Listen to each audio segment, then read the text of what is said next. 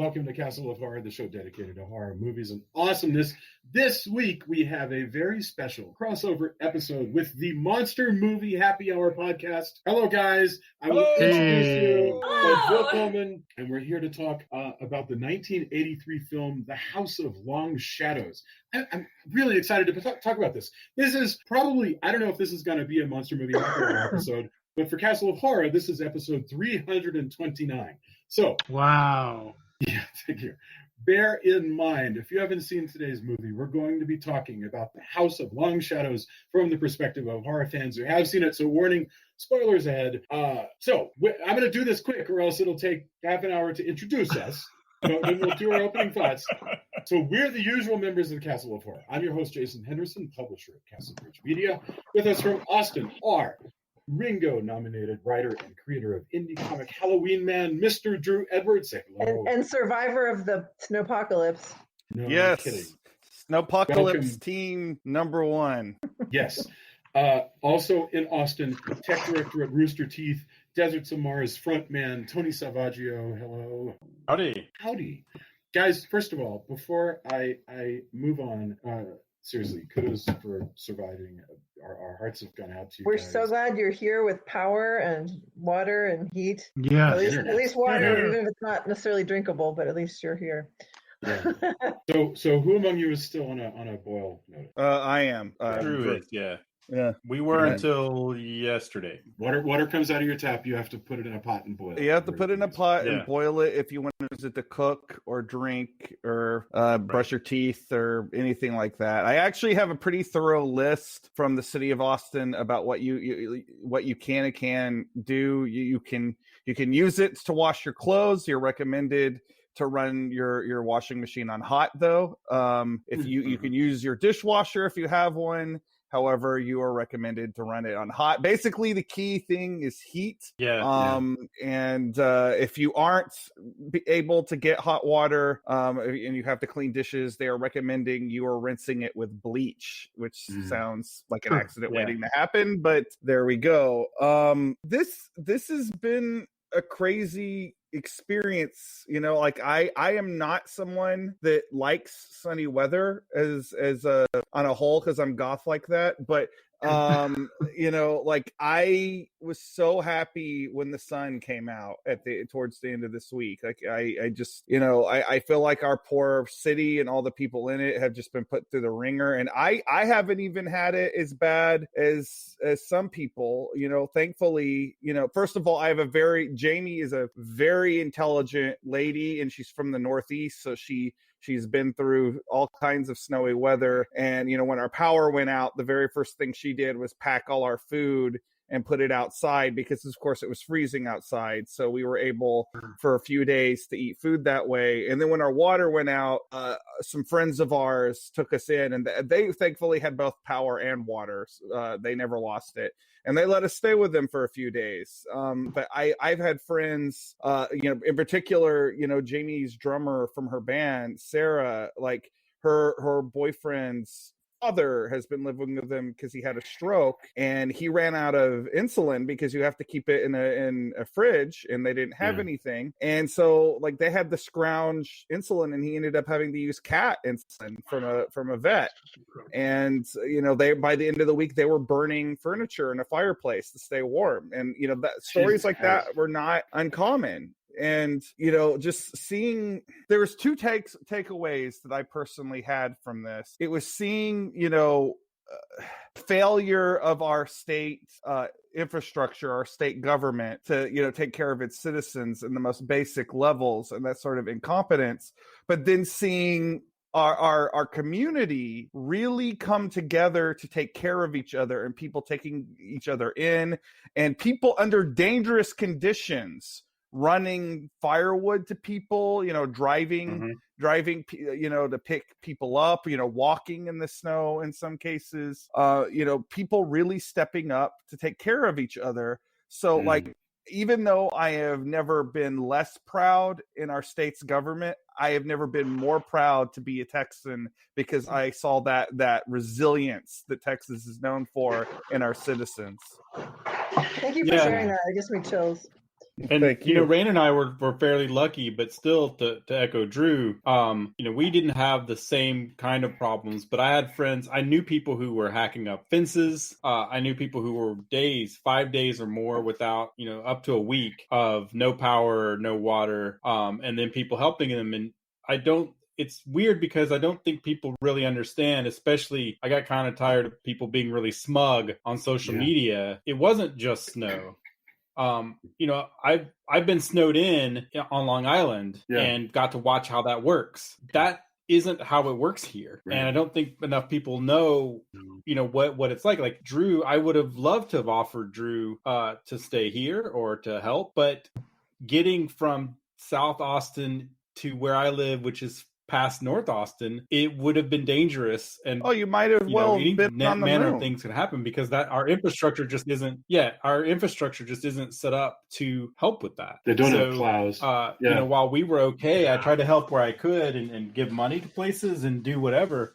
But even if you were okay, there's a feeling of helplessness, and also how can we so many things in our infrastructure failed.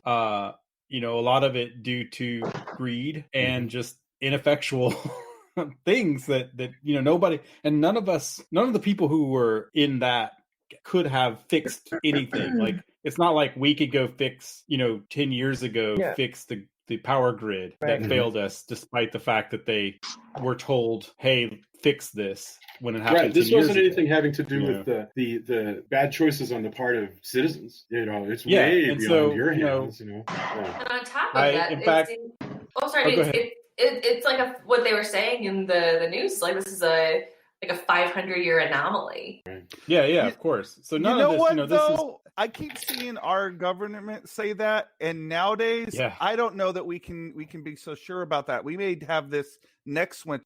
This could be our new normal. Well, they were saying that 10 years ago there was that deep freeze that they were saying we need to fix this because it's going to be catastrophic if it happens again. So they knew, they just didn't want to. It was too expensive to winterize things, so they're like, too expensive, meaning we won't make as much profit. We won't make as much profit, right? Like, it's not too expensive considering somebody can pay definitely for it. The amount of money, if we're not even talking about lives and health, the amount of money that the state is losing because of this definitely outweighs how much money it would have cost to prepare for it. All I know is that if I'm ever in the same vicinity as Ted Cruz, he better walk on the other side of the street, or I'm going to knock that fucking mullet right off his head. When you go to Cancun and you're at the Ritz-Carlton, someone sent a mariachi band to serenade outside of his house. So that's it.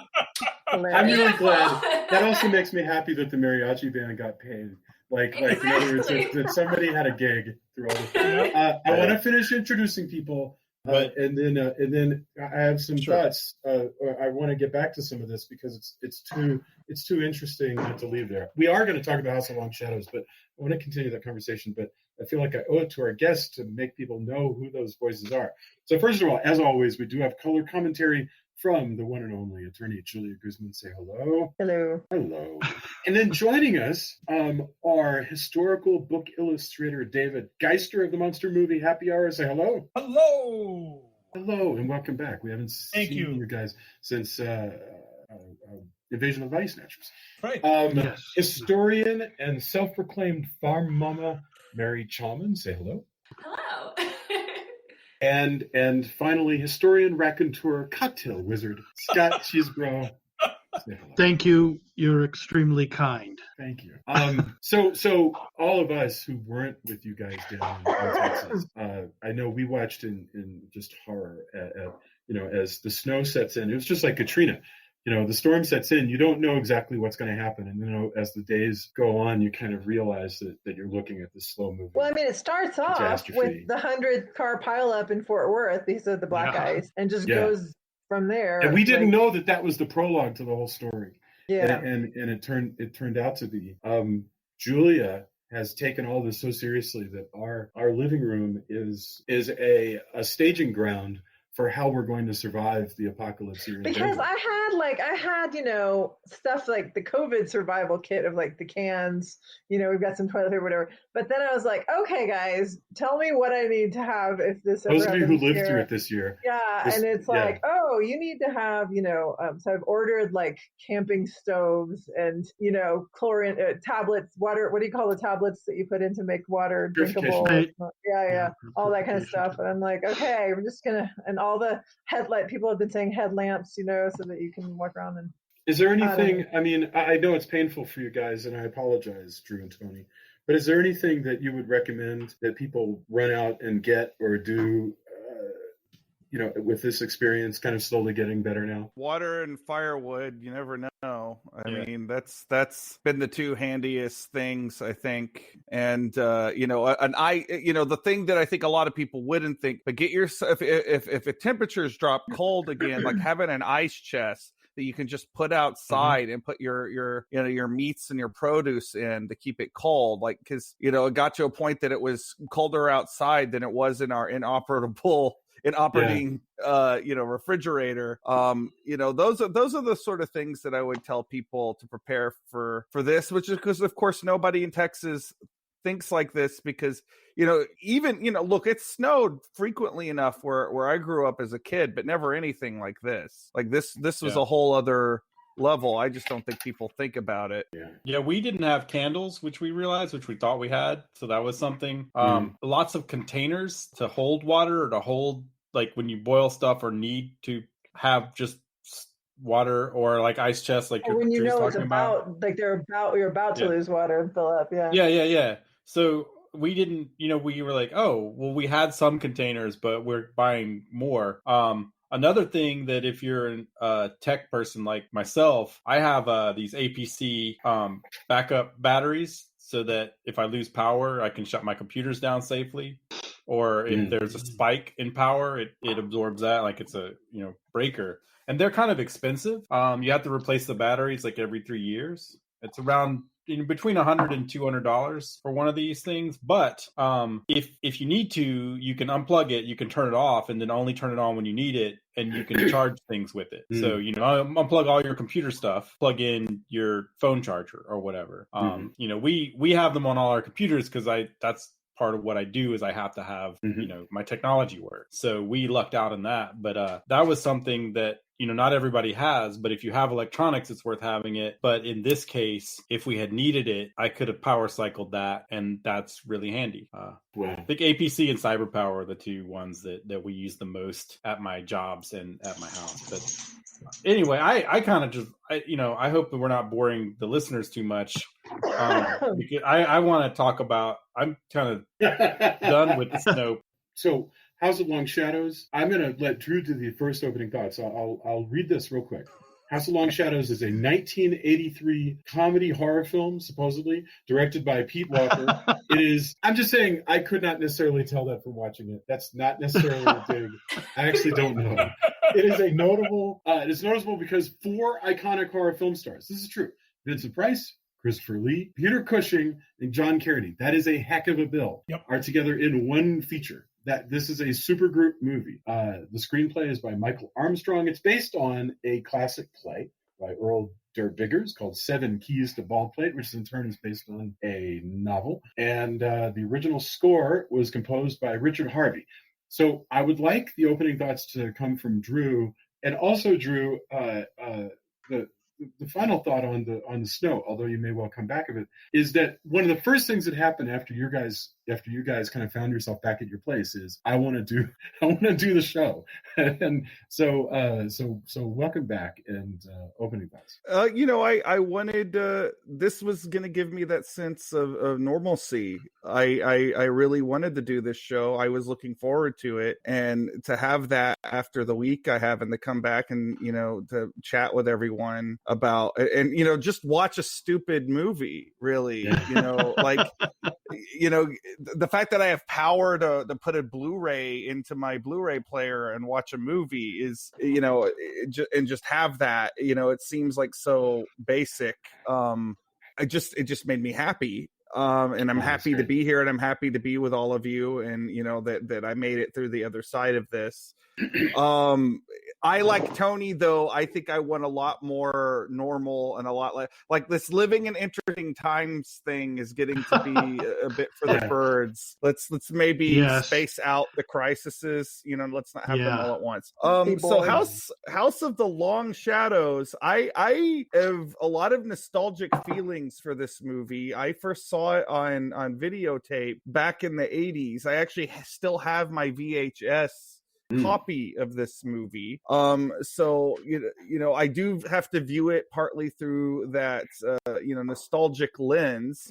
It is cool that it has all these iconic horror stars in it. It is a bit of an odd duck of a movie because it is very much a 1930s or 1940s, what they would call an old dark house movie, but it was made in the 80s. And in fact, actually, now that I have the Blu-ray of it and I can look at the special features, that was actually by design, because the director and the screenwriter went to pitch this to the Gullin Globulus.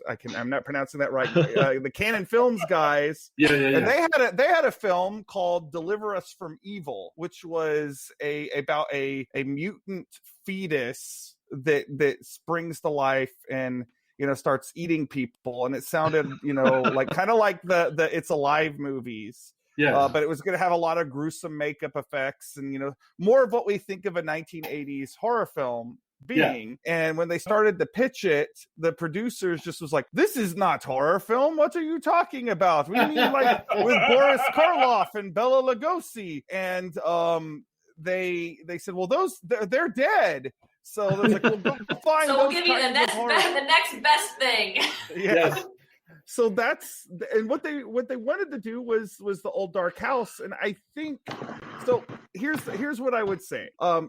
Looking at this movie, objectively with a critical eye, I do think it's fun. I have a good time watching this, but I think it's like a 2.5 star movie out of 5. However, if you like vintage horror, or if you like any one of these actors, or all of them, because if you like one of these guys, you probably like the others. That's usually, but if you like that kind of thing, you might kick it up, one more star, even though it's got a really a really hokey ending. Although again, the ending is very much like Mark of the Vampire. Yeah. Or one of the kind of movies that they were emulating. So it is a pastiche of that kind of movie. It does accomplish that goal, but I could see if you were going, oh, this movie's from 1983, you'd probably be expecting something more like a Friday the 13th movie or The Howling or something, and this isn't that. However, what it does have is a really awesome VHS cover. So if you can find anything with the video art and put yourself in the mindset of a young horror fan growing up in the 80s, passing that by in the video store, you will understand why I had to own this movie when I was a kid. Yeah, beautiful. It's good to be back. That was a great opening. I really appreciate it. We should probably bob back and forth. So, Mary, I'm going to pick on you first from our guest, the Monster Movie Happy Hour.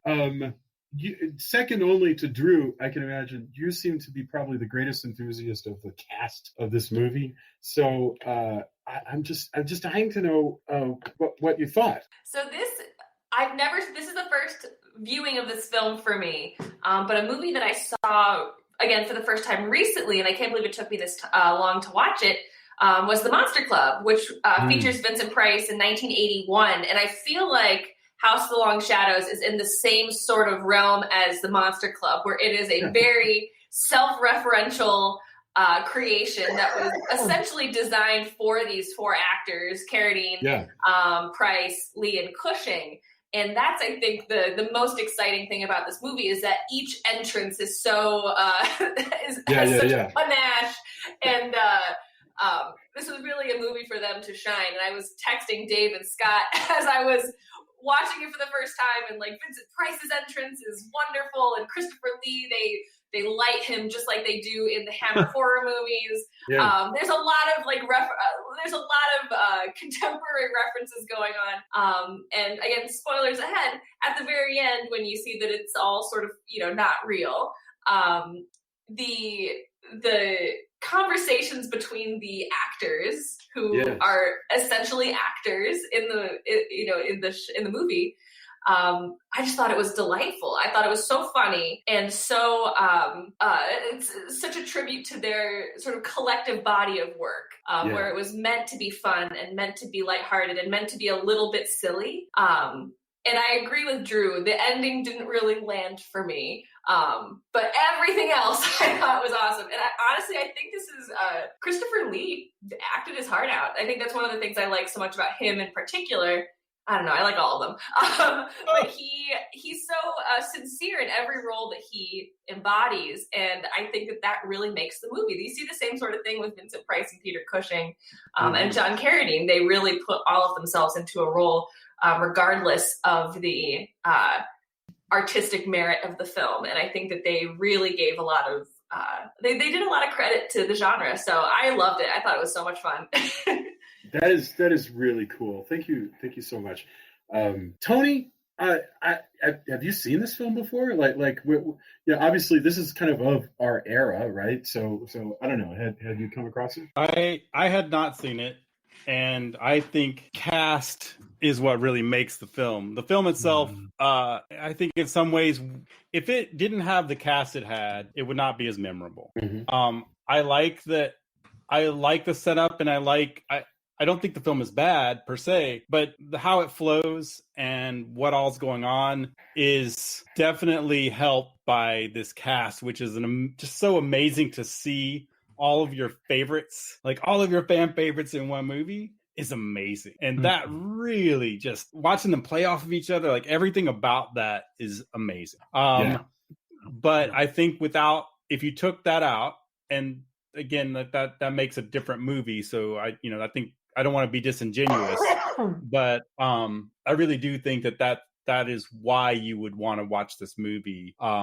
Without that, it's still a fun movie, and it would be a fun, like, again, I've talked a lot about, hey, I'm going to switch on this movie, and late night, oh, this is cool, but the staying power comes from the cast. For sure. And I would definitely go see this at the theater, right? I mean, wouldn't you go watch this like at the Alamo if it were playing? Oh, sure. Absolutely.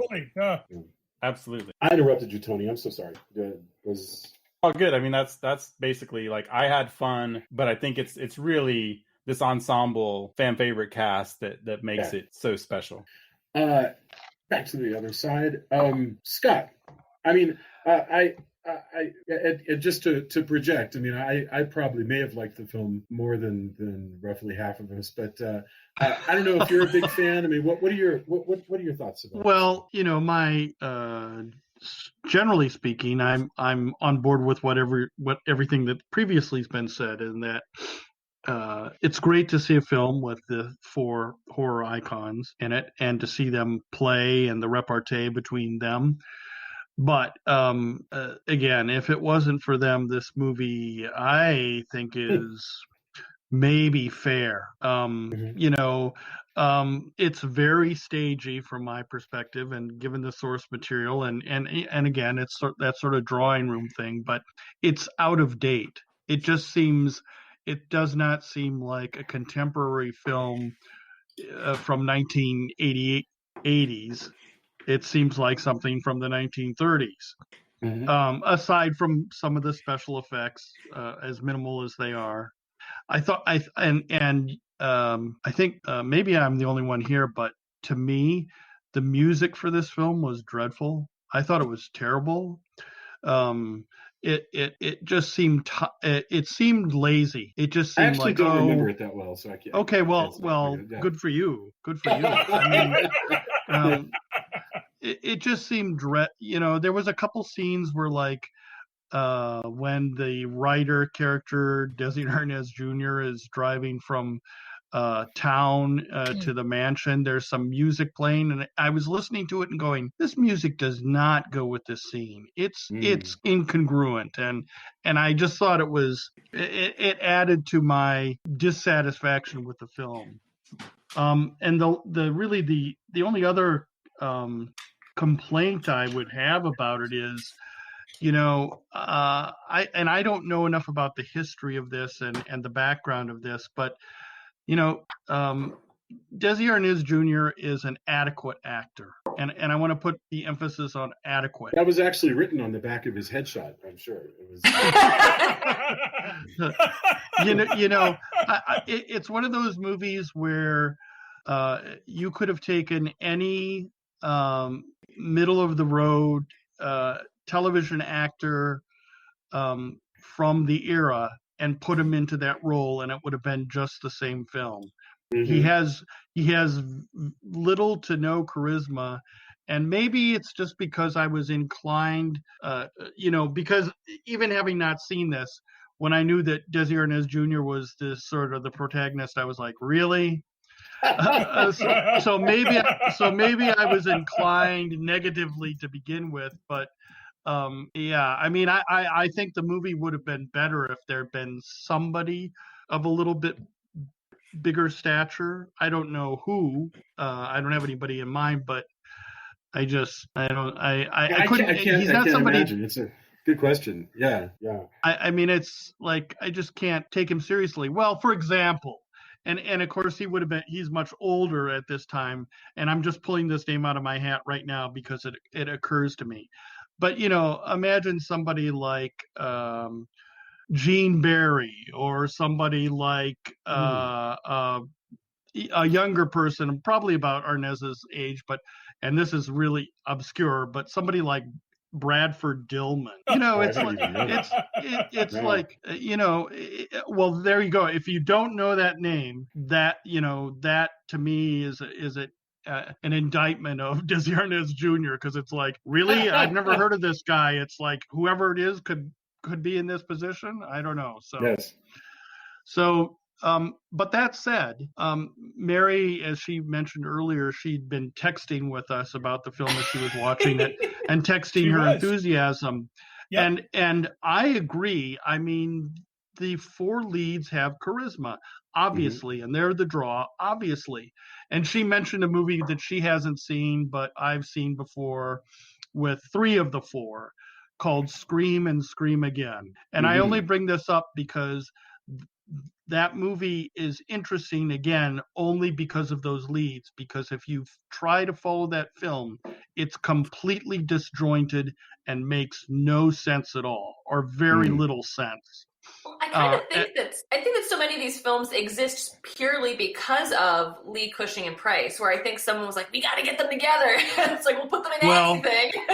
Well, and again, obviously that's not, the show is not about that film, but it's one of those films that it's like, I wouldn't watch it. It would just be disjointed if it wasn't for those stars, because they're good, and even when they're working with subpar material, and this movie that we're discussing, I think, would have been much better if it had been a better script, as good as they are. No, I think that's fantastic. Okay, Julia, I mean, I feel certain that you probably haven't. Are you certain that I haven't made you watch this movie in the past? I definitely had seen it before and had literally forgotten. It wasn't an early date movie, Jason. Right. I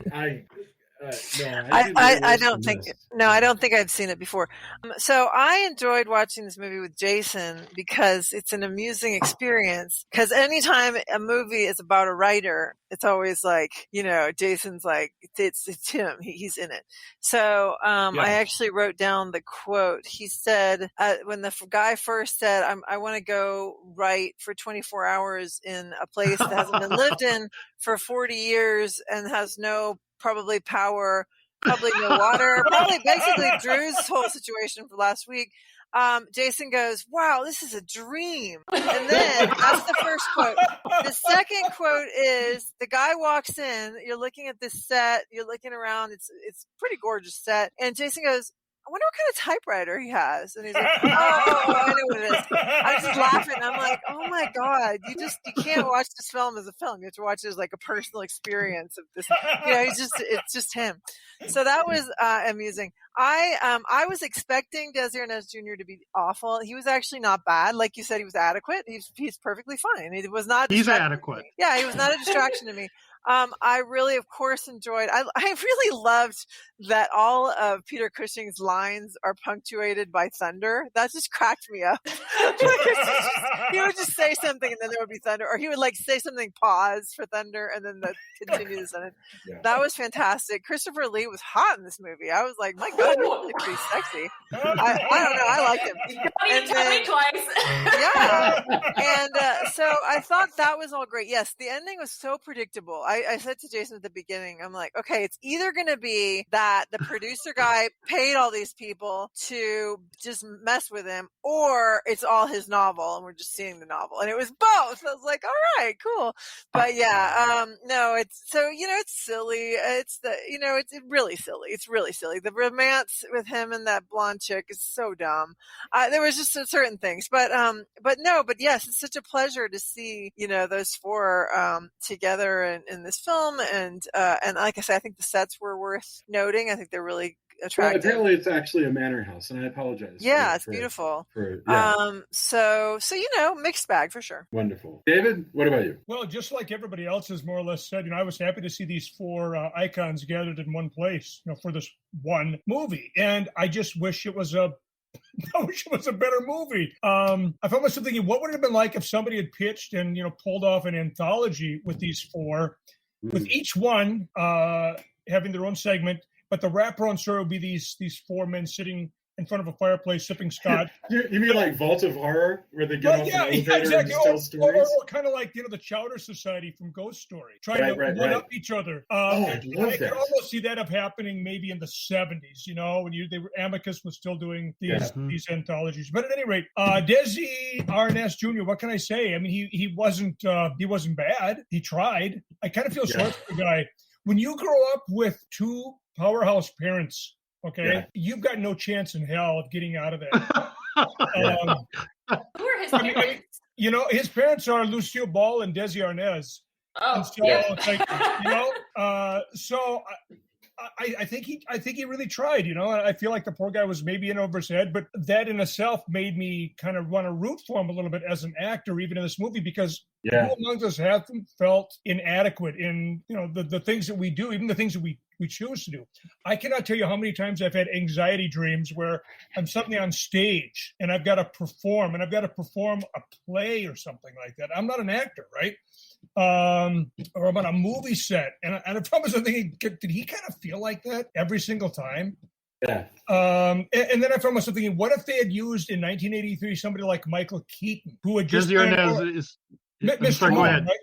Or better yet, here's one. Why not use a Scottish actor like Tom Conti? Because these are people who... Or Peter Capaldi, who would have been exactly. about the right age. Yes. Yeah. Peter Capaldi as in Doctor Who? Yeah. But he was around, Lair of the White Worm. Exactly. Yeah. So he was fabulous in that. I feel like, honestly, the addition of, the replacement of poor Desi Arnaz Jr. with either one of those two would have ramped the movie up a little bit higher, because I think you would have had somebody who very innately would have had a better sense of comic timing and had a better idea of what to do with the role. Nevertheless, I enjoyed parts of the movie. I truly did. I watched it with my wife, and we really had a good time. Yeah. And I thought the atmosphere was really pretty solid. The supporting cast, much of it pretty effective. And admittedly, the ending is, fairly lame, but part of me found it just a little bit sweet, particularly like the last part of the ending. Like the scene where it's revealed that he's just there meeting with his in this case it's his publisher, and meeting the woman for the first time, right? I thought you were going to say the part where Vincent Price calls Christopher Lee a bitch, but that's in the Great Party. I had to rewind because I was like, did I hear I know, that's actually pretty good. Oh, no kidding. Oh, and then something else that kind of caught me by surprise, because not much happens for a significant part of the movie. And then suddenly, let's see, I've got it written down here, the name of the character's name, I believe, is the actress's name is Louise English. It's Diana Calder. She, she's up in her room and she's splashing water on her face, and then you hear the shriek, and the next time you see it's like, oh crap. And I actually thought that was a pretty effective and somewhat shocking effect of that, the acid that's burned away half of her face. Mm-hmm. Yeah. And there was like steam or smoke or something rising. So that actually caught me off guard, and I thought, hey, good on you. So those are my overall impressions from the movie, though. Wonderful. I'll make my thoughts real short, but what I like about this movie is it feels very sketch-like. Like this could have been a TV special where you're just finding an excuse to have all these people make an entrance and do some stuff. You're just doing your best to get them all together. What I like about this movie, curiously, I like the movie better knowing that it exists aside some other movies that would be good, like to compare and contrast. Because I love movies about writers who take bets to stay overnight in places. That's a whole subgenre. I love movies where where it appears to be essentially almost a bottle episode, where it looks like you're adapting a stage play, which in many ways this is. So all of the negatives about the film, to some extent, are also to what makes me kind of charmed by it. But it does drag. We should probably go straight into it, but I do want to say the ending. I actually really dig the ending because I like this. I've seen this ending 1,000 times, and I enjoy it every time they do it. Because you know what, I shouldn't spoil other movies. That wouldn't be fair. Like we're spoiling this movie, but there's other movies that do this gag, and I sort of enjoy that. So I won't say which ones also have the same. But okay, so the movie begins. And movies about writers, period. I really like movies about writers because, as a guy who fancies himself a writer myself, I love seeing the way that writers' lives are presented in the movies, because it is so much cooler than actual writers' lives. With rare multi-millionaire exceptions, the way that these guys live is just way cooler. So yeah. Desi Arnaz Jr., who I, by the way, grew up with watching in reruns where he played a teenage version of himself. Sure. He had a sitcom. He had a sitcom, and Lucy was his mom, and God, Lucy Jr. was his sister, and it was just Lucy as a dingbat working for I don't know, Mr. Mooney. Yeah, right. In one version, another is her brother. Anyway, it was Gail. Gail Gordon. Gail Gordon, very good. Yes. Okay, so Lucy worked for Gail Gordon, and she had the two swinging teenagers in the 60s, and Lucy Jr. wearing her miniskirts, and Desi Arnaz Jr. playing his bongo drums, and it was a silly, awful show, and I'm sure that it was pre-sold, and poor Desi Arnaz Jr. was probably forced to do it by his parents. And because even after those people got divorced, they still ruled Desilu Productions with an iron fist. And I'm sure that Desi Arnaz Jr. was never quite free of that. But that was where I knew him from, as this teenage comedy star, right? So he's fun. Anyway, the Desi Arnaz Jr. plays a famous writer who has landed in London, and his publisher is tooling around in a nice car, taking him to signings. All of this is awesome. This is the kind of shit that made me want to be a writer when I watched it as a kid. And let's see, it very quickly, Julia, I'm going to pick on you. Explain to us the plot that we just saw in another movie that happens in this movie too. What happens when they go to lunch? Wait, what movie? What are you talking about? What about? happens in this movie? But it's exactly what happened in Castle of Terror. Castle of Terror, right. Yeah, no. So it's basically what happened. I mean, not quite, but go ahead. Yeah. Well, no, it's just this idea that he's gonna make. He says, "I can write a book in 24 hours," and then he's like, let's make it, a a friendly wager, and he says, I'll write a book in 24 hours for $10,000. No, make that $20,000 or whatever they're using, pounds, I guess. And so he says, but I need to go dollars. Yeah. I need to go somewhere isolated. And the producer says, I have just the place. It's a house that's nobody's been in it for 40 years. No power. You have to go off in the middle of, which part is it? Wales, right. In Wales, it's an unpronounceable name. He writes it down, and then he's like, so then he goes out there and finds a train station to get directions, and the guy's like, but you don't want to go there. Nobody ever goes there. But yeah, it's that whole idea that I can write you a book in 24 hours. And Jason's like, that sounds like a great challenge. I want to do that. I'm like, so first of all, I totally wanted to do this, but guys, I mean, I'd love to get your thoughts. I love, and I know that people say that I'm Monty Hall, and I just basically love everything we watch, right? Who says you're Monty Hall? I've never called you Monty Hall. Never called you Monty Hall. Apparently, you've decided. No, I'm not saying that you guys. I'm just saying that Monty Hall was a reach. I'm trying to decide whether I want to. No, I don't. Forget it. It's too late now. You're leaving us hanging, Jason. You can't just back in the us. 80s. I had a lot of friends who did a lot of role-playing games, and they said that there was a certain kind of dungeon master that they called Monty Hall. Monty Hall was somebody who things would always work out for you. There were always prizes behind every door, and had a generally good attitude. And that truly, when I typically, with rare exceptions, I tend to be super forgiving.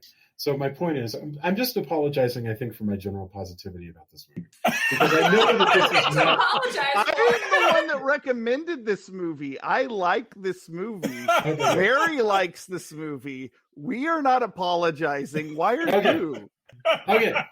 Anyway, I just wanted to say, I love this first act where he leaves London and he drives into the middle of BFE, right? And it's something I've seen in a lot of these weirdly British movies that seem aware that to the international market, once you get out of London, you're in there's just nothing out there but trees and lightning. Well, he's supposed to be in Wales, folklore land. So Wales is apparently, right next door to London. Right. It's presumably a long drive, and he's just going in the middle of nowhere. And it actually also makes me wonder. I mean, he's essentially going off the map. The bald pate in Wales here may as well be just a non-place. That's just that he's just driven out into the middle of nowhere, which is very much like Mary mentioned the Monster Club. There's the thing where the guy heads out of London and he finds himself in a spooky little town. Yep. That nobody can ever find. I love that concept. It's very magical. This idea that you drive and somehow you move through this transom into a world that's right next to our own, but not recognizable. I mean, that was. Well, it's funny too when they start in. Something I was reminded of. We were at a wedding, and it's the first time I encountered this because there's the part where he's like, "Hey, is this the right name?" And the Welsh guy is, "Oh no, that's not it." But we were sitting at this table, and I was talking to this couple. I think they lived in London or thereabouts, and I said, "Oh yeah, well, we haven't been able to go to the UK, but my parents go to Scotland, and they've also visited Wales." And this guy goes, "Oh yeah, something, but they're Welsh." And he had this really and that was the first time I encountered this kind of that there was this schism. I didn't, I don't live there in the UK, and I've never encountered that. I had to ask another friend of mine, what's the deal with this? Why is this? And it's a long, there's a long history of this, but that was the first time. So seeing the kind of opposite of British. Yeah. Wow. Because we kind of, being Americans and often kind of glossing over stuff, we tend to lump the UK all kind of together, and but when you see it, it's definitely a thing. So seeing the opposite of that, that's not right, jerk, was just oh yeah, I remember that. But it brought up this yes, but they're Welsh, and this just dripping with seething ugh. Oh no! Like, it was cool to see. It was kind of interesting to see the opposite of that in this movie. Yeah, they're Welsh especially from this guy who's right? like, "Hey, I'm an American guy. Just being cool. Here's this. Oh, God. Here's this. This thing I'm mispronouncing, which can happen. If you look at Welsh like street signs and stuff, how any of us are supposed to know what that is. Right. Yeah. I had another friend who had a job. He wasn't supposed to be working, but he got a job phoning people in Wales and asking them about addresses and stuff. Oh, and no! He just had to make all of these. He's American, so he had to make these same, like, seeing this guy having it written down brought back that kind of funny story as well, because he's calling people, and obviously, like, when you hear somebody on the phone and they don't know what, like, why are you calling me, right? Like, there's no way some American goes, do you live at the like, what can you do? So seeing this guy struggle with that was also pretty amusing. Yes. Because it's unpronounceable. I mean, it's unpronounceable unless you're Welsh. I mean, it's this. It's just a bunch of consonants with an R. Well, doesn't Welsh look like it was actually devised by Lovecraft for his his mythos? Yeah. Absolutely. I mean, it's cool when you hear it, and like it sounds awesome. But being an American and looking at it and trying to sound out, Gaelic is just Again, like, it is kind of like that, it's this poor guy, bald pate, and you see it and you're like, oh, and the train master is not having it. He's like, no, not at all. Yeah. Well, I mean, understandably so. Like, how often does that probably happen? Yeah. Just people coming in and just murdering the language. It reminded me of Scott when people try to convince him that possums are friendly. Well, to me, this whole thing, I mean, I feel like this film engages with a lot of tropes, like sort of the old dark house trope, the brother who's the murderer trope. But the other bit is the outsiders trope, where it's like, you don't belong here sort of deal, where they, like in Wrong Turn, or in, one of the Texas Chainsaw Massacre movies, where they stop at a gas station and they're like, turn back now sort of thing. I feel like that was... Well, Friday the 13th has Crazy Ralph. That's right. Yeah. That's what's beautiful about this act, is he stops at the train station, right? Yeah. And they're like, but I interrupted you. Please continue. That's about as much as I wanted to say. I think it's really fun when there are all those little it wears its tropes proudly, right? I also wanted to go back for just a moment and mention about Desi Arnaz's character. Just the weird, because it's a 1983 film. I mean, all of this is just I love that first act as they move into the second act. The very first act, when they're at dinner and they have the bet, some of the dialogue is just profoundly silly. Like we know that Desi Arnaz Jr. is supposed to be the author of these sort of, I don't know, I guess they're like Gay Talese kind of books, like Thy Brother's Wife and stuff that's getting written about and is like having something to say about American society and all this stuff. But Arnaz has to speak all these lines that even he doesn't seem to be convinced by, about how he's, I don't believe in all those old-fashioned ideas about love and blah, blah,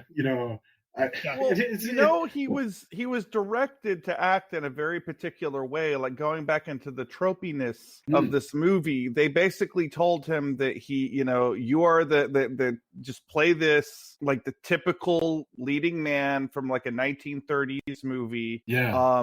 And that's really what make the wisecracks where they are in the script, and that's about it. They basically told him not to think too deeply about this character. And when we talk about his performance, which I'm honestly, up until this time watching it, I never gave it him in this movie much thought at all, other than the fact like, there's Lucy from I Love Lucy's Kid. But because he's not bad in it. No. He was doing what was asked too. Well, it's the David Manners character, right? Exactly. He's just the idiot. David Manners.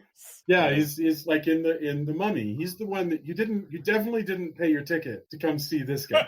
He's just He's just the guy who's standing in for you and is going to get you to Boris Karloff. You know, I want to believe that there were at least a few people in 1983 who were paying to see Desi Arnaz Jr. There probably was a very robust Desi Arnaz fan club. Yeah, there probably was. He's still fifth build though behind John Carradine, you know, who is a very old, you know, like all four of these guys are mature. Yes, but John Carradine is very old in this movie.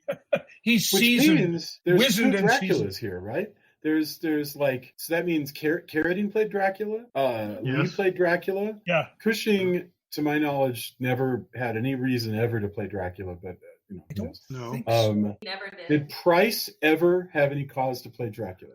He never played Dracula, but he did play a vampire. Because he played in the Monster Club. Yeah, and that's true. You know, and F Troop. He played a vampire on an episode. No way.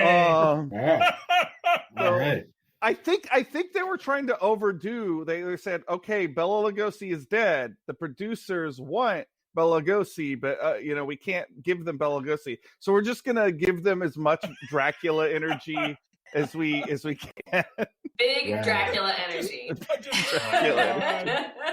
He was such an unusual Dracula, by the way. Carradine was. I mean, he yes. Well, let's be honest. Carradine, kind of an unusual guy, and an unusual performer. He's always watchable, but wow, his voice was always odd, even when he was young. Absolutely, yeah. Yes, he's got a very like distinctive Stoker's voice. Description of Dracula. He does kind of, doesn't he? Yeah. With like the mustache and the bushy hair and everything, you know, Lugosi was always a little bit too put together to really be Stoker's count, and you know, Lee, was Lee, but like none of like I would like to meet the person that John Carradine is their favorite Dracula. I've yet to meet them, but he played Dracula enough, and he's. Surely somewhere is like, that's my guy. Okay, right so there. I think on Twitter we need to start asking people that very question, because I actually be curious to hear that. I have to say that as long as we've opened this doorway, oh dear, I think that John Carradine is probably a superior Dracula to Lon Chaney Jr., who also played Dracula. That's true. I will fight you on that. I want to see this. I want to see this. Lon Chaney Jr. gets a bad rap, but he's basically the Jack Palance Dracula decades earlier, and people love Jack Palance. I did not care for Jack Palance. When I watched that one, I was like, the sets are nice, but like, no one holds a candle except for maybe Klaus Bang in the BBC Dracula. Oh no! See, now I have to disagree. I actually think that Jack Palance exuded what I imagine Stoker's written Dracula would feel like. Slightly animalistic, but we've opened a whole Dracula doorway. Yeah, I'm sorry, Jason. We totally killed this episode. But Tony had the best take on Palance. I really enjoyed Tony's theory, which was that's Tony, interesting.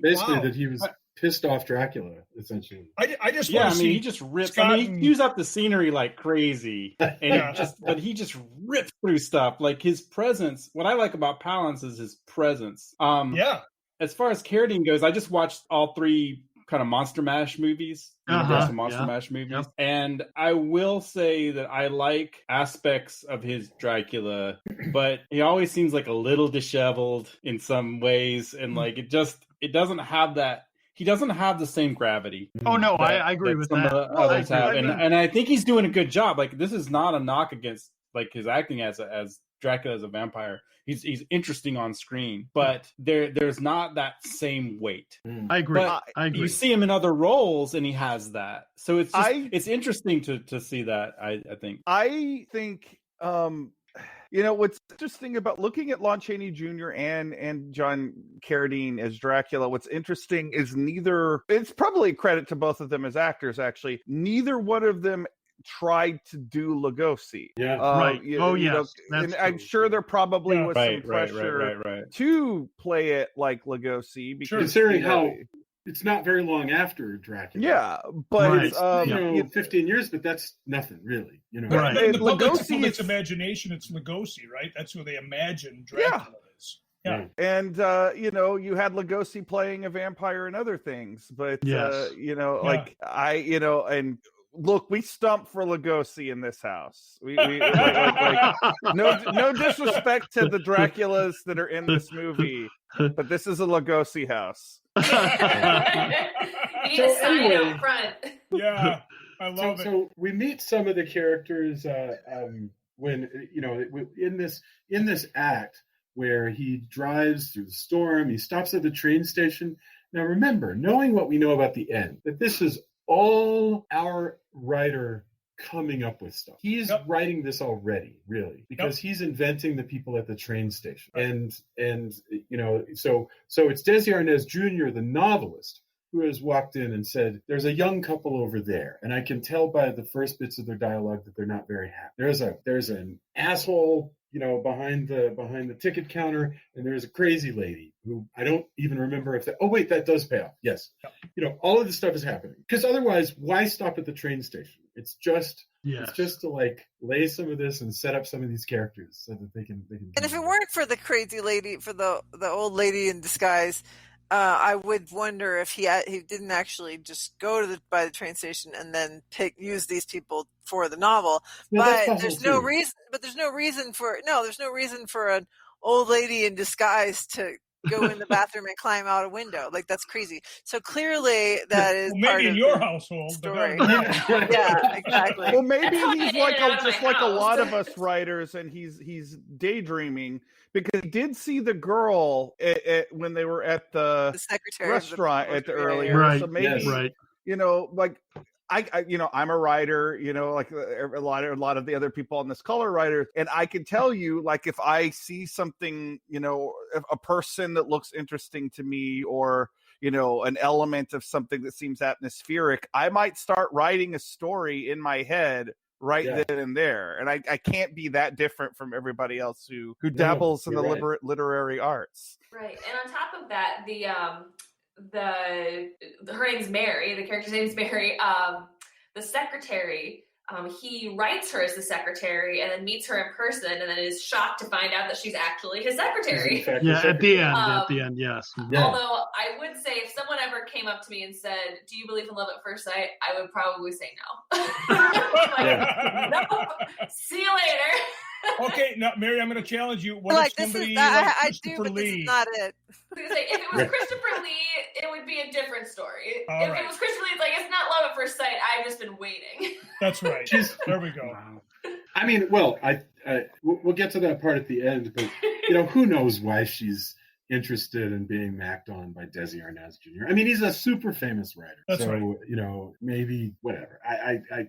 There's no. I mean, in the context of things, he's like a famous writer. He's there being hip and cool. He's always got this he's trying to portray this machismo kind of, hey, what's up? Yeah. Hey, so I'll be back for you later. I think it's funny I think it's funny though that he's a famous writer, and then within the context of his novel, he says to one of the characters, "I'm a writer," and the character says, "Are you famous?" And he goes, "Well, if I was, I guess you would have heard of me, so maybe not." But then that's also presumably within the book a guy that was paid by the publisher to say that, to pretend he was who he is. The whole thing it makes my head hurt. He's no Sutter Kane. That's all I can say. He is no Sutter Kane. Yes, a really good point. See, there's another one. That's another example. I couldn't help. Sorry. We do get to see, just like with Sutter Kane, we do see one of his book covers, which is it's a lunacy. I mean, the cover is called so weird. It's the way I actually had to pause and go back, and then I had to look it up on the internet because I wanted to look at it closer, because it's like this super weird Statue of Liberty with one giant boob hanging out and no other boob. She only has the one giant boob, and then the face is kind of skeletal, and it's just weird. It's such a weird cover. And while I remember the illustration, what was the title of the book? Do you remember? The Lie. Oh, that's all it was. Okay. It's so sort of early '80s hip. It's this it's this big post Nixon, but filtered through 1,000 filters so that now it's just like this knee-jerk, these are the kind of, if you go back to any like TV series at that time, they're all making jokes. And look, I got nothing against cynicism, but this is just like cheapness. This is just like, it's like Mary said, it's a trope. It's just off the shelf. Oh, he's a cynical writer. Yeah. There's a Statue of Liberty. She's half naked and fascinating stuff. And she's surrounded by either stars or little fighter planes. We honestly couldn't tell like which they were. Yes. So anyway, he gets to the old dark house and immediately starts kind of looking around a little bit, just like in Web of the Spider or Castle of Terror, but really he's looking for a place to set up. And he very quickly, finds a bedroom, puts his little, very awesome portable typewriter that's in his and he has a briefcase, I presume, full of paper because, and the thing is, I actually could not imagine for the life of sitting down and thinking, holy shit, what's my first line? I've got to write a book in 24 hours. What is my first line? Like, what the hell am I going to... He's had a very long drive to think about it. That's true. I don't know that it's necessarily being written. He's just typing it. I think he's probably already plotted it out. I hope so. And, and now it's about this point, so I'm going to mix up some of the plot here, and it doesn't even matter because we really got to get to the cast drawing. But anyway, he very quickly figures out this house is not as deserted as it seems because people have cleaned it. There's fresh linens, all of which makes sense. Maybe if your publisher said, "Hey, somebody's going to come stay at your place, so can you get somebody to go out there and at least clean up a bedroom?" That kind of makes sense. But the first people he runs into, would one of the Monster Movie Happy Hour guys like to tell us about the first two people, which is John Carradine and the inimitable Sheila Keith? Who, by the way, was supposed to be Elsa Lancaster, but she was too sick. Really? Yeah. Well, that would have been amazing. I had it right the first time, Lancaster. Yeah. Wow. Although Sheila Keith is very good in this, and I think because of the fame of her co-stars, doesn't quite get as much credit when people talk about this movie for... Okay, I was not aware of her until recently. Who here... And there's no shame in it. Like I say, I only discovered this woman recently. But did anybody else encountered Sheila Keith in other movies? Like, is this an actress you've come across? Her face looked familiar, but that was about it. So I had to look her up as well. I only know her from another movie called The Comeback. The Comeback is from just a couple years before this. Now, dig this. The Comeback is about an American composer who comes to London to like sign some checks and like be a kind of a near has-been rock star, and his publisher says, "Hey, go stay in my mansion so that you can I am not wow. And Sheila Keith this director Pete Walker, the guy that directed this, used her quite frequently. Oh, that was Pete Walker. It was the same director. No way. Yeah. That's funny. He's like that's one hell of a specific typecast. Yes.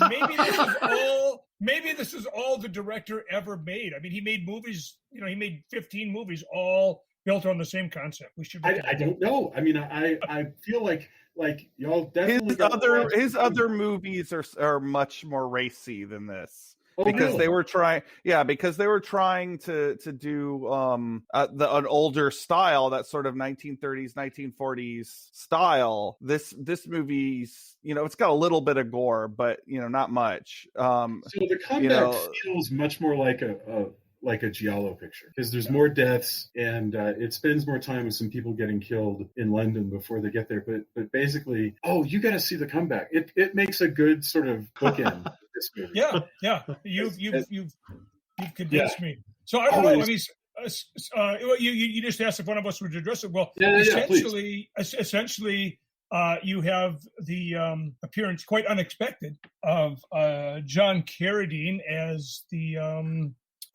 Well, they say that they're the caretaker. The caretaker, right. Thank you, the caretaker. The caretaker and presumably his wife, or the caretaker and her husband.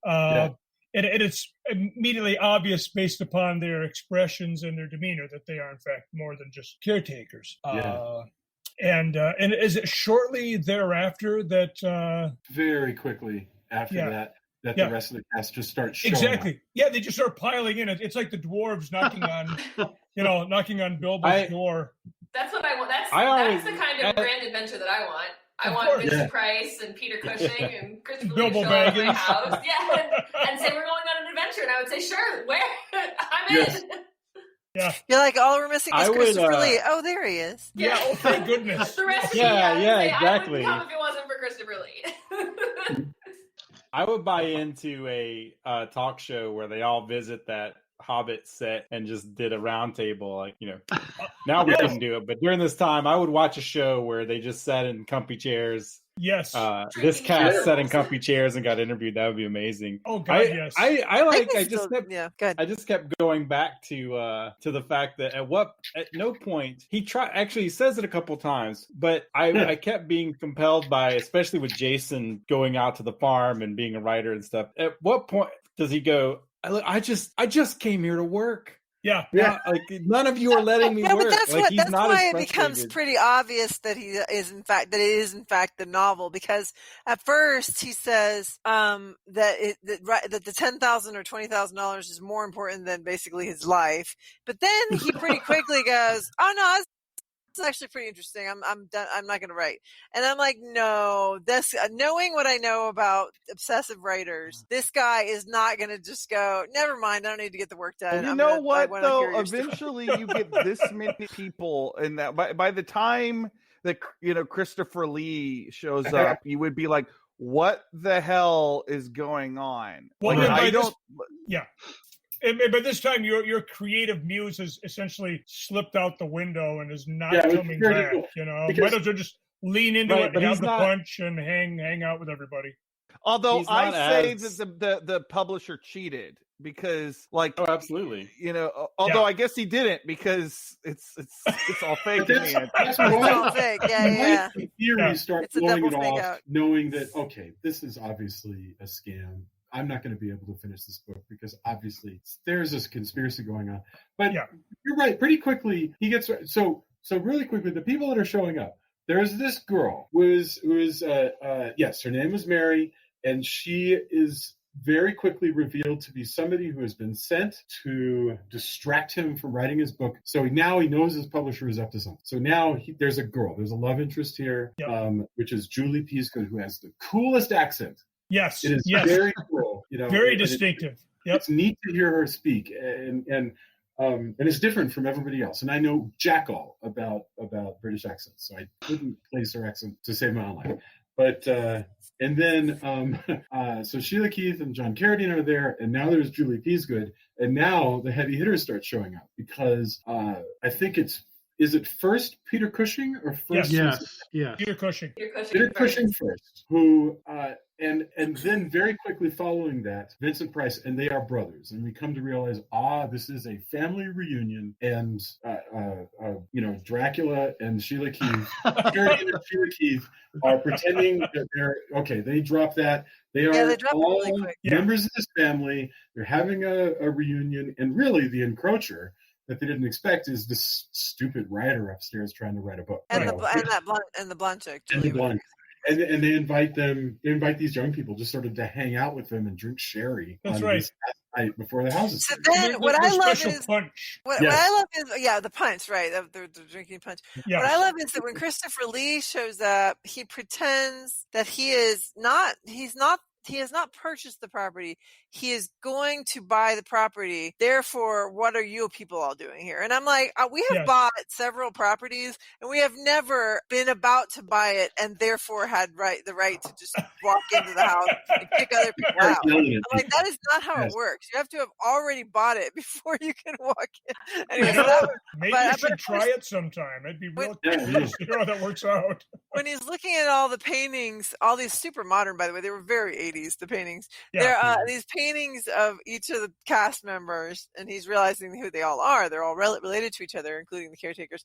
Then there's one empty one, and I'm like, okay, that's going to be Christopher Lee, even before Christopher Lee walks in. I'm like, that's going to be Christopher Lee. So then when he walks in, he's like, oh, I'm about to buy the property. I'm like, no, you're obviously the brother. Oh, we need to talk about the brother, the 14-year-old that supposedly killed. Yes.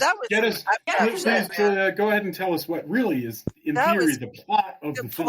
Yeah. So, yes. So we find out like halfway through or maybe more that there is a room upstairs that is locked. And at first they say that it's locked because their brother died and they just never unlocked it. But then it turns out, no, actually he didn't die.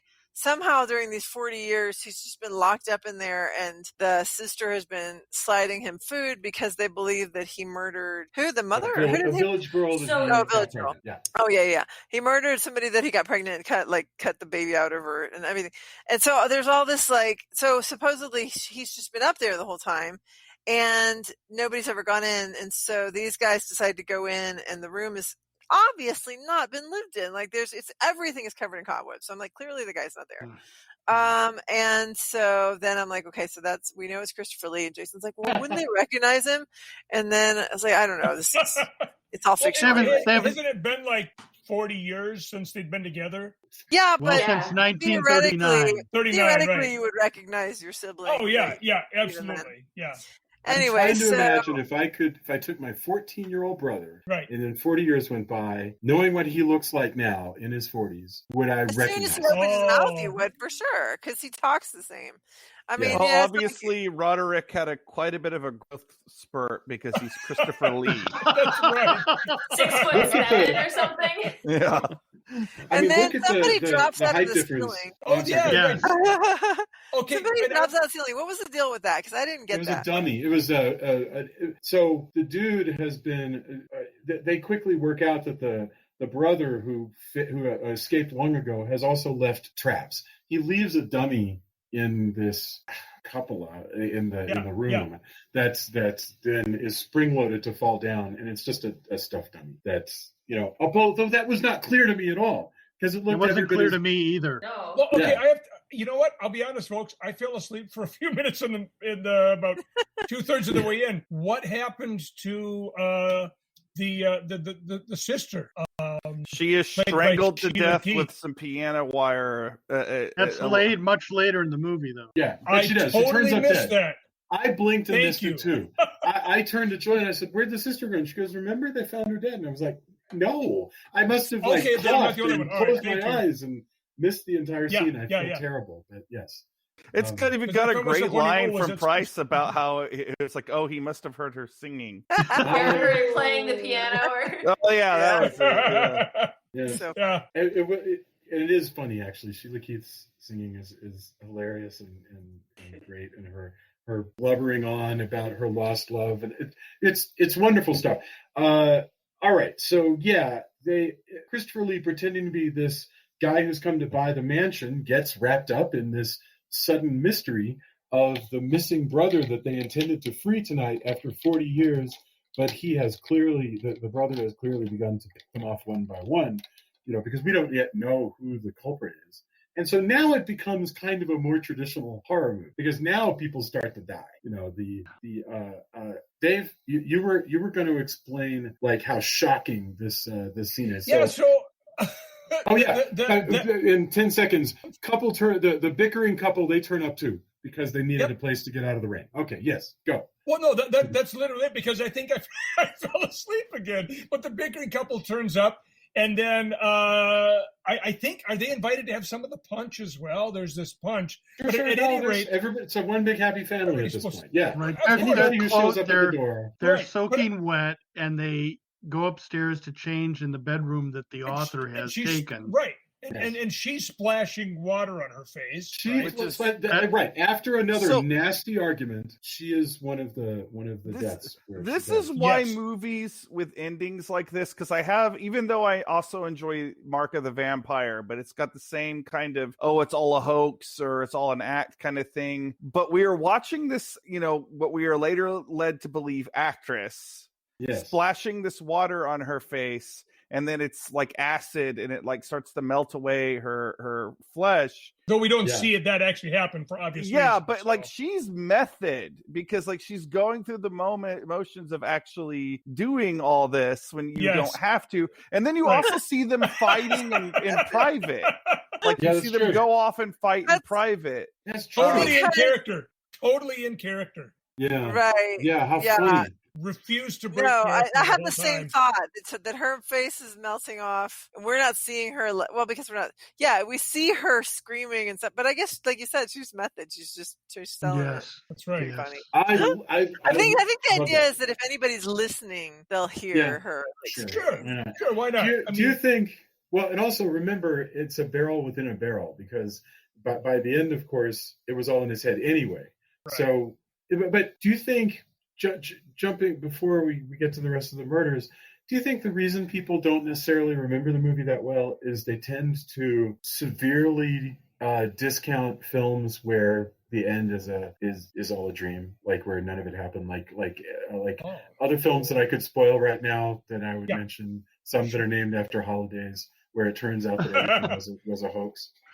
There may be something to that. Yeah, I think, quite frankly, if overall the movie had just been, quite frankly, that much better, we would be willing to overlook some of it. But and I think they didn't spend a great deal of time with each of these murders, because in very quick succession we have surprise dummy, dad has a heart attack, daughter gets murdered by piano wire, bickering lady who was flirting with Christopher Lee, which I noticed.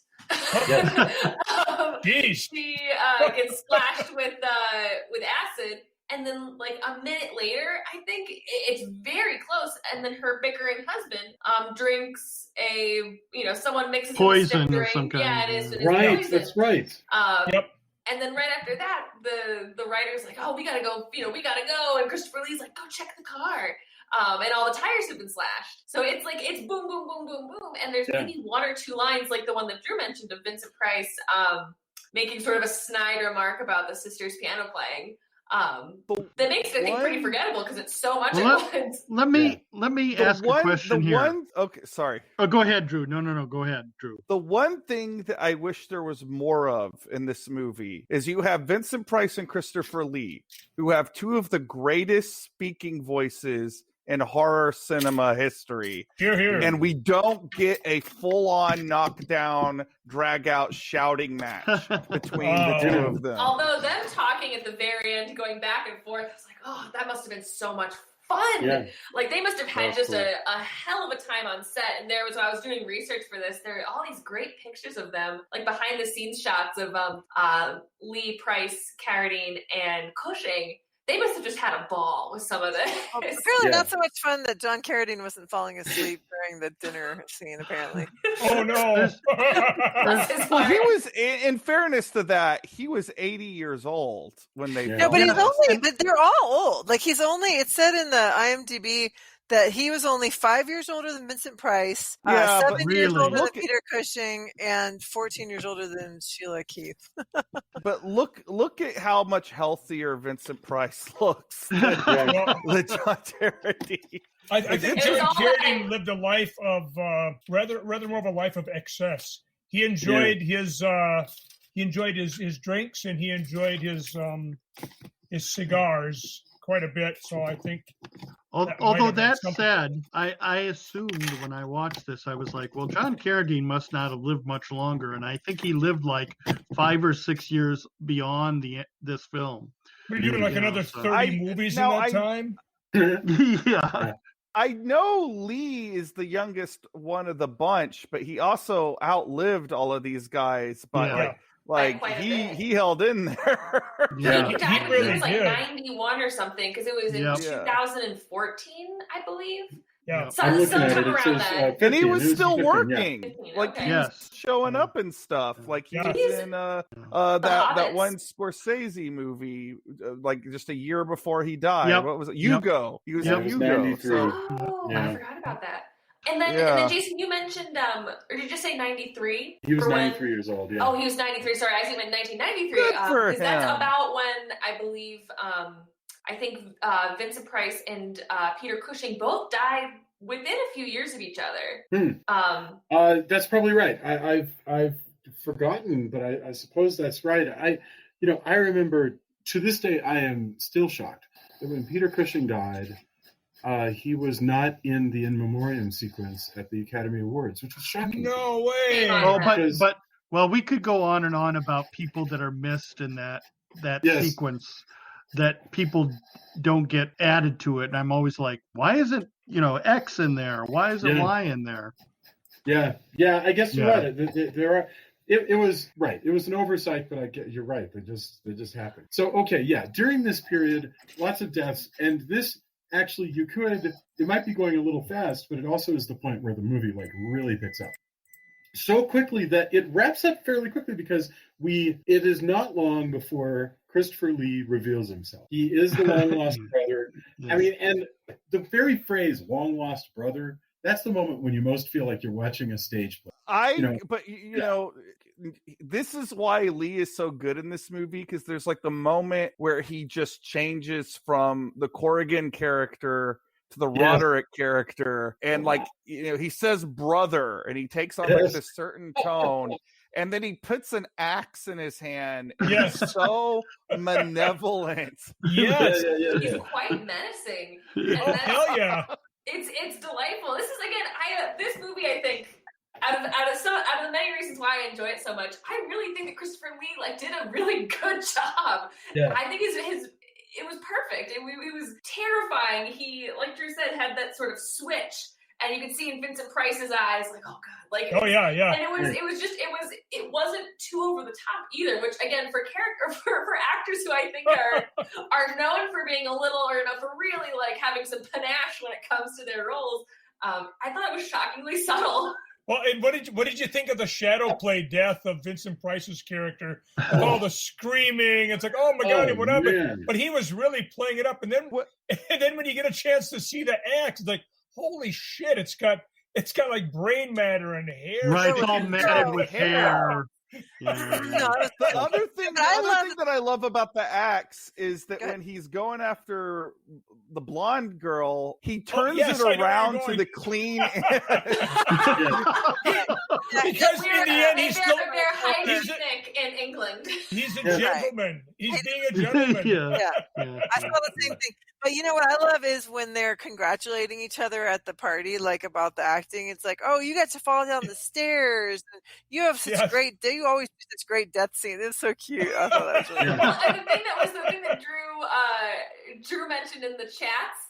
I thought that last scene, I think that might be my favorite part, besides everyone's entrances, because I thought those were very grand.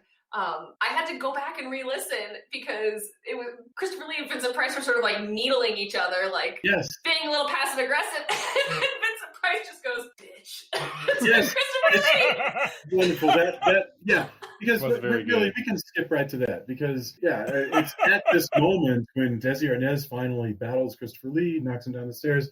And now all the cast, just like in the end of that other movie that I don't want to spoil for people by naming, everybody comes out and reveals that their wounds are all fake. And including the person in that movie who got squished between two boats. Somehow, her wounds also fake. Wow. And that's impressive. Yes.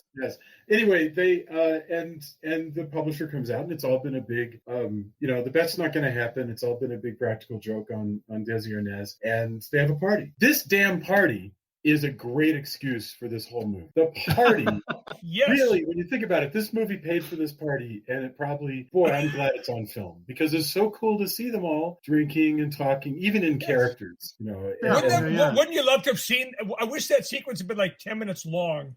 Yeah, just to watch the exchanges. And one of the things that I wonder if this was deliberate. Sheila Keith and Peter Cushing were, chatting back and forth. They gave a few lines, and she says something about his crying and his pathos, wasn't it, or something like that.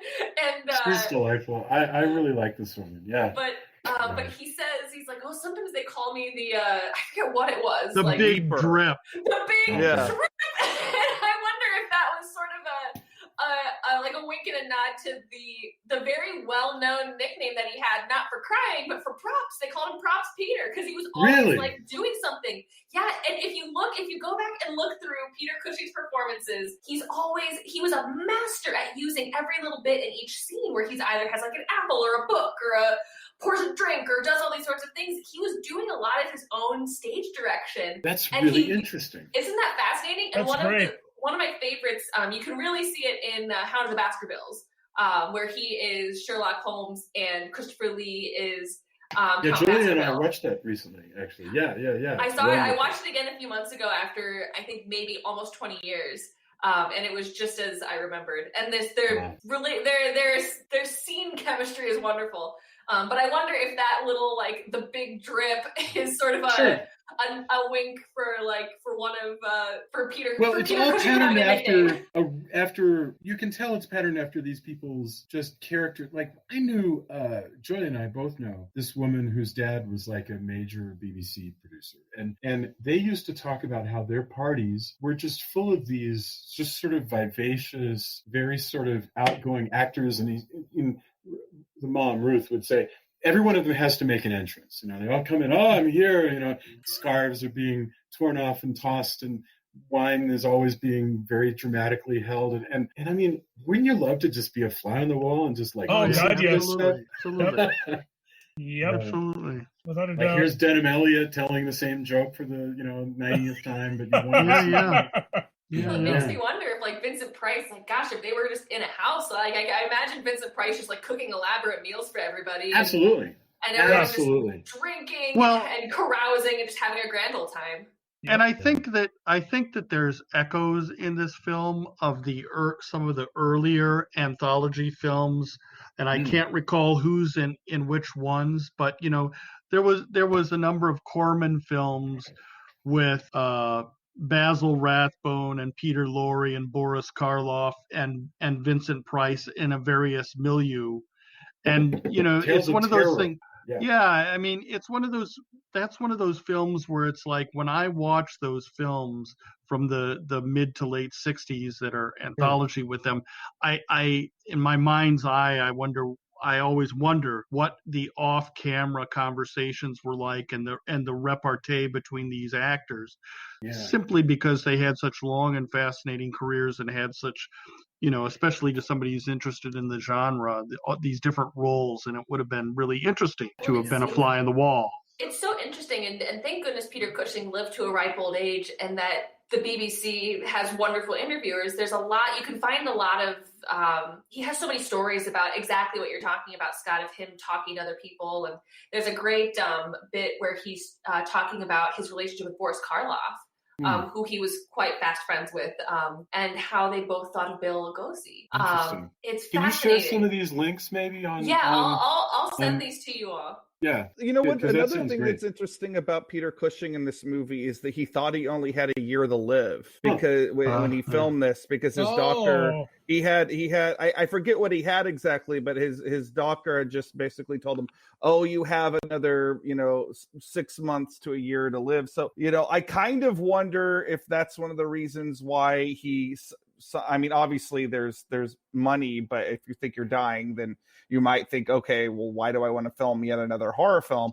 But maybe he thought, okay, I'm going to go hang out with my friends for a few weeks and it'll be fun. And of course he lived quite a bit longer than this, but almost 10 years, But this is the last time that Lee and Cushing appear together in a horror film. And I think that's not insignificant. They did that. When did they do that? There's like a thriller, like a detective thriller that they did together, like a contemporary detective thriller where they're chasing killers. I'm not aware of that. But I can't remember if it's before this, same time, or after. But everything we're saying here makes this sound a lot like Ocean's 11, the original, because they've talked about that where these guys didn't give a shit about this movie.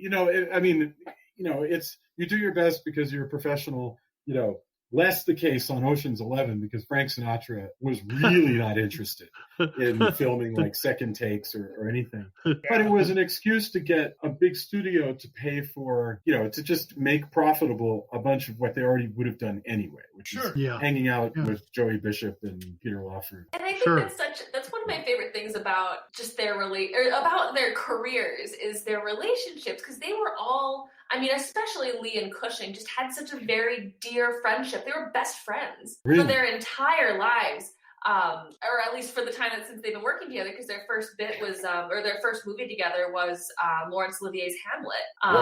And then Frank, and Christopher Lee had a bit role. And then they had, then they started with Hammer, and the rest is history. But they would call each other up. And then again, I'll send you more of these links, but there's a wonderful interview that I think David, Scott, and I watched together that makes me cry because I think it's really sweet.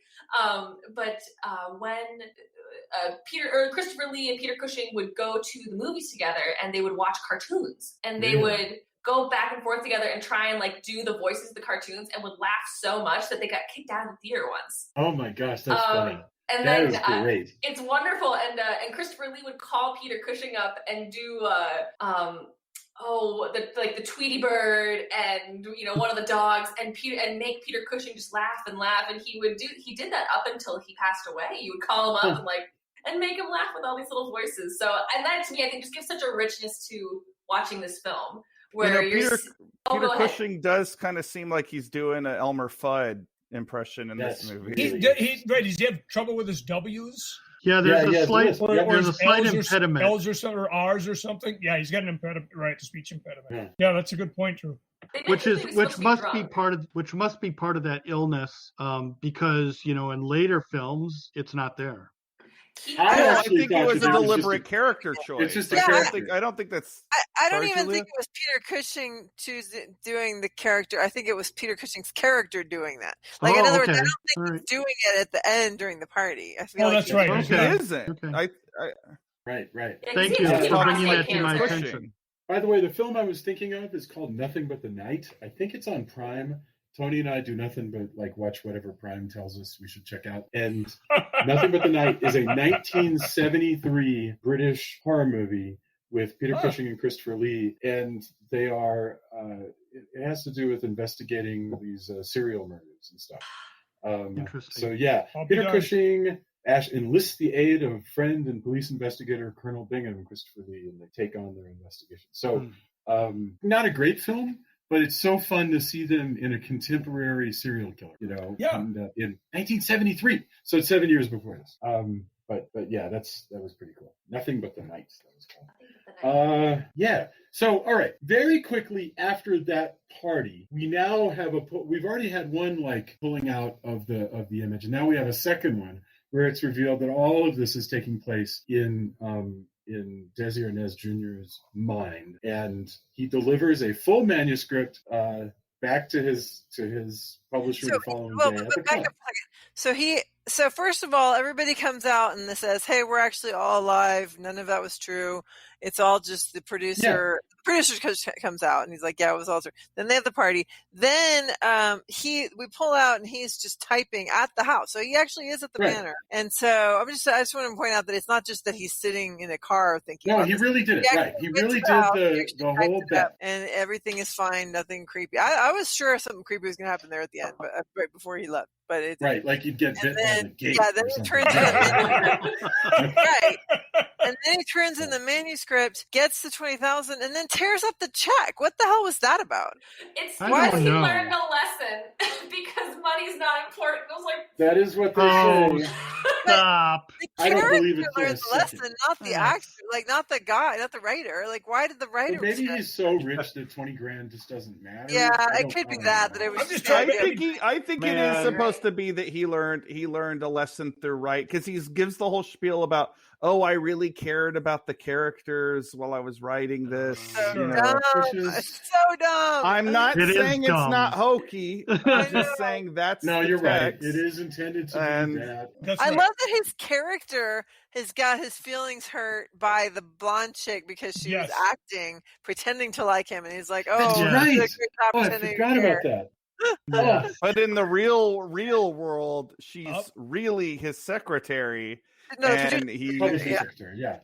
I believe Desi Arnaz Jr. movie when he was hurt. That actually was good. That actually, he looked like he was offended when she said, "Oh yeah." Watching this movie does make me want to go watch Mark of the Vampire again, which is another movie like this where the end of the movie it's all bullshit. But if you watch it, it doesn't with any degree of scrutiny. It doesn't make any sense. And yet the experience of watching it is still enjoyable. Sure. Well, and as long as we're doing that, once again, then if that's the case, I'll advocate for another film that has Price Price and Lee and Cushing in it. This Scream and Scream Again. It's a film from 1970. It makes no sense. It has a vague plot line, but there's really a muddled resolution. I've never seen it, Scott. I've never watched it. And I mean, there's some good sequences, and they're all good in it. But the movie is like, what? You're constantly going like, what about X and what about Y? And it doesn't make any sense. So watch it and see if you have the same opinion. That sounds fabulous. I mean, that's right up. Sadly, it's like, if this movie makes no sense and has Peter Cushing and Christopher Lee, I'll watch that. Hell yeah. Yes. Vincent Price. I don't think I'm spoiling it for you. Vincent Price. After this plot, one of the plots of the movie is revealed, because he's also a synthetic human being. He lowers himself into a vat of acid. That's the wow. And it's pretty cool. Well, speaking of twists, there's one that we didn't address that may or may not be true. Okay, go for it. Vincent Price's character was the one who actually killed the girl. Oh yeah, thrown in there along the way. Yeah. I was like, oh, wow. What? You want twists? I got twists. Like, Right. Yes. Right. Mary Challman, eat your heart out. No kidding. Yeah. And one of the problems, all that gets lost because, of course, you're very quickly dispensing with one reality after another. Exactly. Yeah. They all sort of collapse, and so you're left with the writer meeting the actual secretary and saying, "Do you believe in love at first sight?" Is that correct? Look at Mary's face. I watched Jason just collapse in his chair there for a moment. Yes. But it's like Tony said, he's Desi Arnaz is I don't even know. He's like, I guess he's the sexiest, most famous writer on the planet or something. Sure, why not? And like, and so the secretary's like, sure, I'll spend the weekend with you on your yacht or whatever it is that you do when you're in London. Yeah. And so yachts on the Thames. I don't know, what they're gonna do, but yeah. And then you get a fight. You get a glimpse of the. He's not. I'm saying he's not Sean Connery. Like Sean Connery would walk up to like the hat check girl and go, "Yeah, you believe in love at first sight?" She'd say, "Yeah." But this is Arnaz Jr. Well, it's like Frank Stallone showed up at your party and he's like, "Do you believe in love at first sight?" I don't know, Frank. It would be one thing too, like the delivery of the line as well was like, it was very 80s sincere. It was not like smoldering. Like it wasn't. It was like, do you believe in love at first sight? Because I think you should, because I'm going to love you forever and ever and ever, and I'll never let you go. Wow. This could be another horror movie. That sounds creepy. I think Mary read a little more into it than we did. Because I am a woman screwed up my understanding who's of the single. movie. Yeah, that sounds right. creepy. But you know what? If you think about the character arc, I mean, he now believes in romance, right? He believes in love. Then the thing to say is, hey, I was going down to Trafalgar Square for some funnel cake. Do you want to come? Yeah. And get some funnel cake. That's how you do this conversation. You don't. I need to take this guy aside and tell him how to ask a secretary out. That's right. I want like dating advice with Jason Henderson. I really, my advice is 30 years out of date. Just so you know. Don't take dating advice to Jason. Yeah. Because RoboCop is the first date movie of Jason. No, but although maybe you should, because Julia married him. So right. It's a valid question though, because it's like, how many people in real life, I was willing to just dismiss it because it's a movie, but how many people in real life would get away with something like that? Do you believe in love at first sight? It's like, okay, None. come on. If I went on a date with someone and they led with, do you believe in love at first sight? I would say, absolutely not, and I will see you never, and walk the other way. Well, it's like, come on, you know, I just. It does sound like one of those. Julia and I were looking at the 36 questions, you know, the one that asks you all these questions, but I don't even think it's on that list. You know, the list is all like, you know, who would you want to have dinner with if you, you know, if you could have dinner with anybody tonight, you know, and it's all that stuff. Any of these would have been a good opening line for this person, but Yeah. Desi anyway. Arnaz went with the unpopular choice. Yeah, you know, hey, swing and a hit. It worked out. So that's right. It worked for him. But you know what redeems it is it's immediately followed by a shot of a waiter who looks suspiciously like Vincent Price passing through the scene. Yes. So I have to. Julia pointed out a logical problem here. Obviously this is a thing where he, you know, obviously saw the guy at the club yesterday. Right. He looks at Vincent Price and he's like, "Whoa, that's the guy from my book. It's a book. There's no guy from your book. Like, it's in your brain." So yeah, I guess we go, that is kind of what I pictured this guy looking like. But it's not like, I mean, it was just a dumb reaction. That's the thing, is there's so many things. Maybe he was taken aback because he felt his sanity slipping away. Maybe. I think what it is he literally saw Vincent Price dinking around dressed as a waiter, pranking somebody. You know, and thought, oh my God, that's Vincent Price, the actor. Why is Vincent Price pouring drinks at my publisher's club? He's clearly here it's like, well, to jack around with somebody. That makes sense. It reminds me of that movie, Stranger Than Fiction, with Will Ferrell. Oh yeah, right where he's like, he finds out that he's like a character I haven't in seen a that. novel. What a great idea! I haven't seen that in a while. Yeah, that was a beautiful one too. Yeah. Well, I don't know. I just have this, you know, idea that most of these folks were working actors in the same vein as, say, Michael Caine, and so, you know, they would take whatever roles came their way, and so maybe Price, you know, was just trolling for a little extra cash that weekend. I mean, you really do. It's so funny because some of the ridiculous stuff that's thrown into the script is where, like, to me, the worst part of the script is anytime that Desi Arnaz has to say something hip and modern, which is weird because he's the youngest person in the cast. And yet anytime he goes like, I saw North by Northwest, you know, any of that like meta crap, it really falls flat. And I get the impression. Do you think a funnier actor could have made that stuff work? Because I think it's pop culture references in 1983. Those were out of date, but at the same time, they went into this movie knowing that they were making something that's old fashioned. So I guess so. But my question is, so this is something just ignorant. I need to go watch some earlier versions of this and see like what's been added. I would love to know. We need to watch the actual old Dark House at some point, because that's a wonderful movie. It's so good. But to Jason's point, this is the seventh film adaptation of that play, and most of them took place in the 20s. Some are in the teens. One of them's in the 30s. I don't know if there was one in the 40s. So it is by its very nature a really old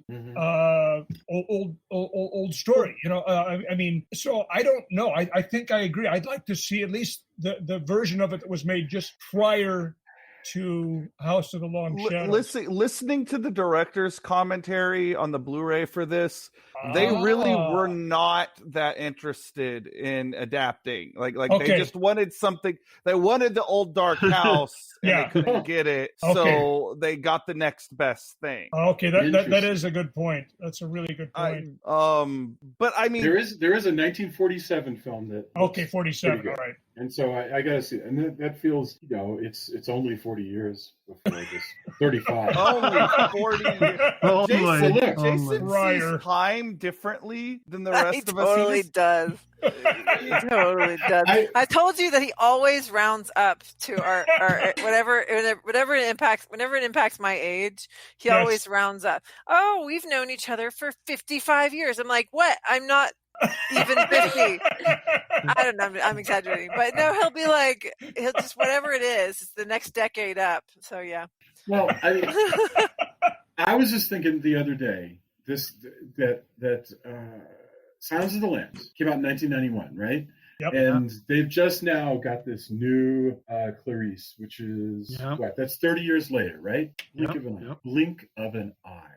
There is nobody watching that show who's not going, oh, yeah, well, I guess. But I mean, it's well, no, everybody watching that show is like, why aren't we watching Hannibal instead? Well, but my point is, even with Hannibal, people are like, this is great, but it's hard to fill those Sounds of the Lambs shoes. 30 years ago, man. That's like. Have you seen? I don't want to turn this into a preemptive endorsement, but have you seen Hannibal? Oh, yeah, that shit was good. It was, and I remember them talking about it too, because they were like, because they didn't. And this is the thing with remakes, right? Where like, or adaptations, where you can either adapt the thing that exists, or you can create something entirely new. And like with like The Thing from Another World in the 50s, and then John Carpenter's in 1980? 81, maybe 82. Okay, early 80s. I think you're right. I think it is 81. There's a really great interview with him where he's like, I love The Thing from Another World. It's one of the best, movies that, it goes on and on about how much he loves it. And then in the same breath was like, but we couldn't adapt that. We had to do something different. Mm-hmm. Right. Lest people compare the two. But just culturally, I firmly believe that a lot of these reworks or television series that are based on characters from a very popular film of decades before, I think that a lot of the audience, at least to begin with, has never seen what the inspiration was. They just watch it as a standalone. I think with younger people, sometimes that's true. But I mean, Silence of the Lambs is pretty iconic. I agree. I guess you're right. But it feels like yesterday. But I mean, I'm not young by any means, right? But I think if you're talking about somebody that was born in the 90s, though, they might have a different perspective on that. Right. And even as somebody that was born in the 70s, like Silence of the Lambs feels like I'm okay with like remixes and remakes. As long as I the paraphrase Tony. There's always room for a good version of something. Well said. The only reason why I'm dogging on Clarice is that we already had a really good Hannibal Lecter TV show, and I don't. But the thing is, Hannibal's not in Clarice. They've actually split. Why am I watching it then? Nobody watched Silence of the Lambs for Jodie Foster. That was a good. I did. This is a whole other conversation. I was on mute, but I just screamed at you, Drew. I was like, I love Jodie Foster. About that. Yeah. And I think as someone who grew up in the 90s, I remember watching Silence of the Lambs very vividly for the first time. I think I was in high school. And so like because it was rated R, it was definitely mature. rated R. Pretty grim stuff. Yeah. And I remember sitting in my parents' basement screaming at the TV, being like, "Get out of there, Clarice!" No, Jodie Foster is amazing. I just saw her interviewing about another project that she's doing, and she still looks exactly the same. By the way, I would not watch a TV show based around that character. Like we watched the first. And that's the challenge, right? We watched the first episode, and it's holding up. I'm going to give it a few chances before I decide, but I think it's pretty good. I think it's interesting. Imagine that because it's just an FBI show, basically. Yeah, imagine. I like what you like. Not interested. Okay.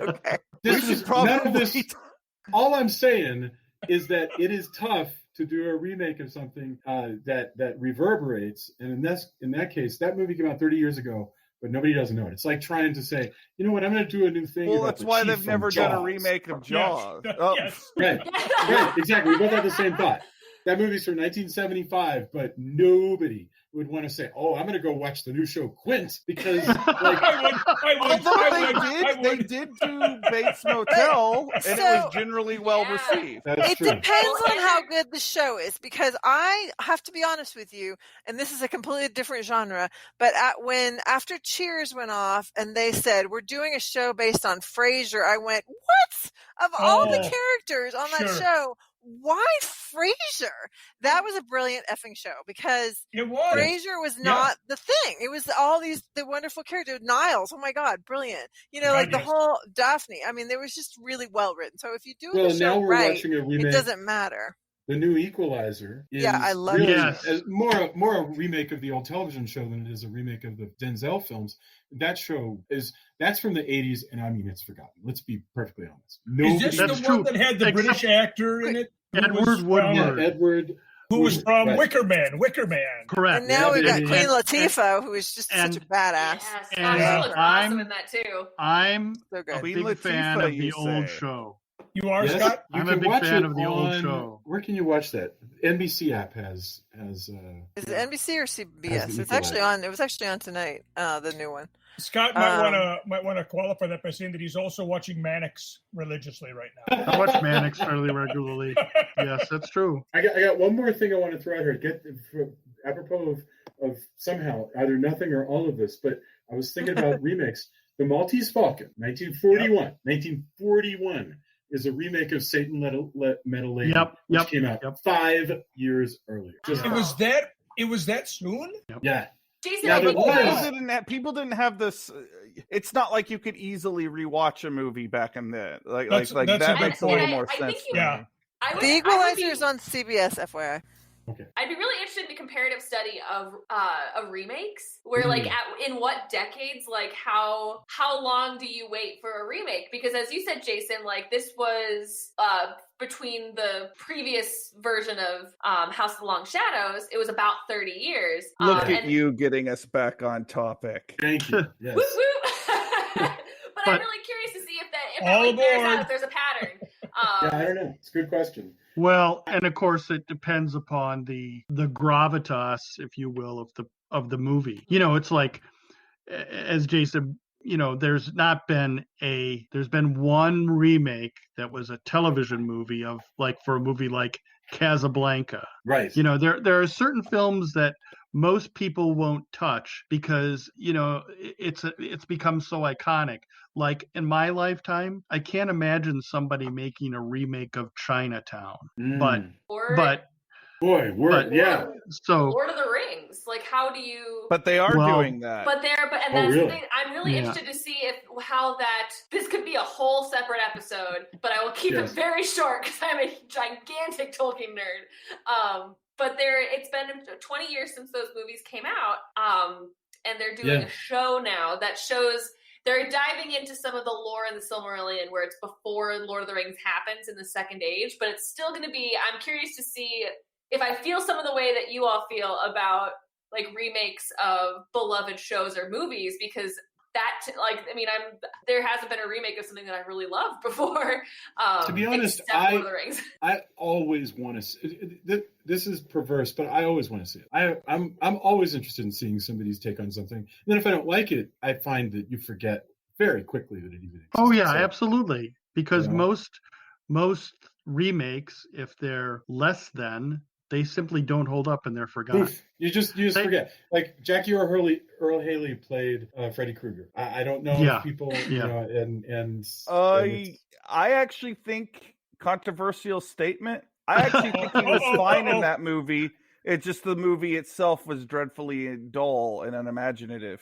How can you make a boring Freddy Krueger movie? Even the terrible ones aren't dull. That's a good sweet. Gosh, we have got to wrap this up, or we're going to lap ourselves somehow. Jason, did we break your show? I'm sorry. No, this has been so fun. I blame Scott. This is the show. This is appropriate for the movie, because the movie is teaming up all these grand horror stars for this rambling crazy movie. Wow. So we have to have a rambling crazy episode. That's a nice transition. Well, would you mind if I just very briefly spoke to this because we're now doing the podcast equivalent of a long Midwestern goodbye.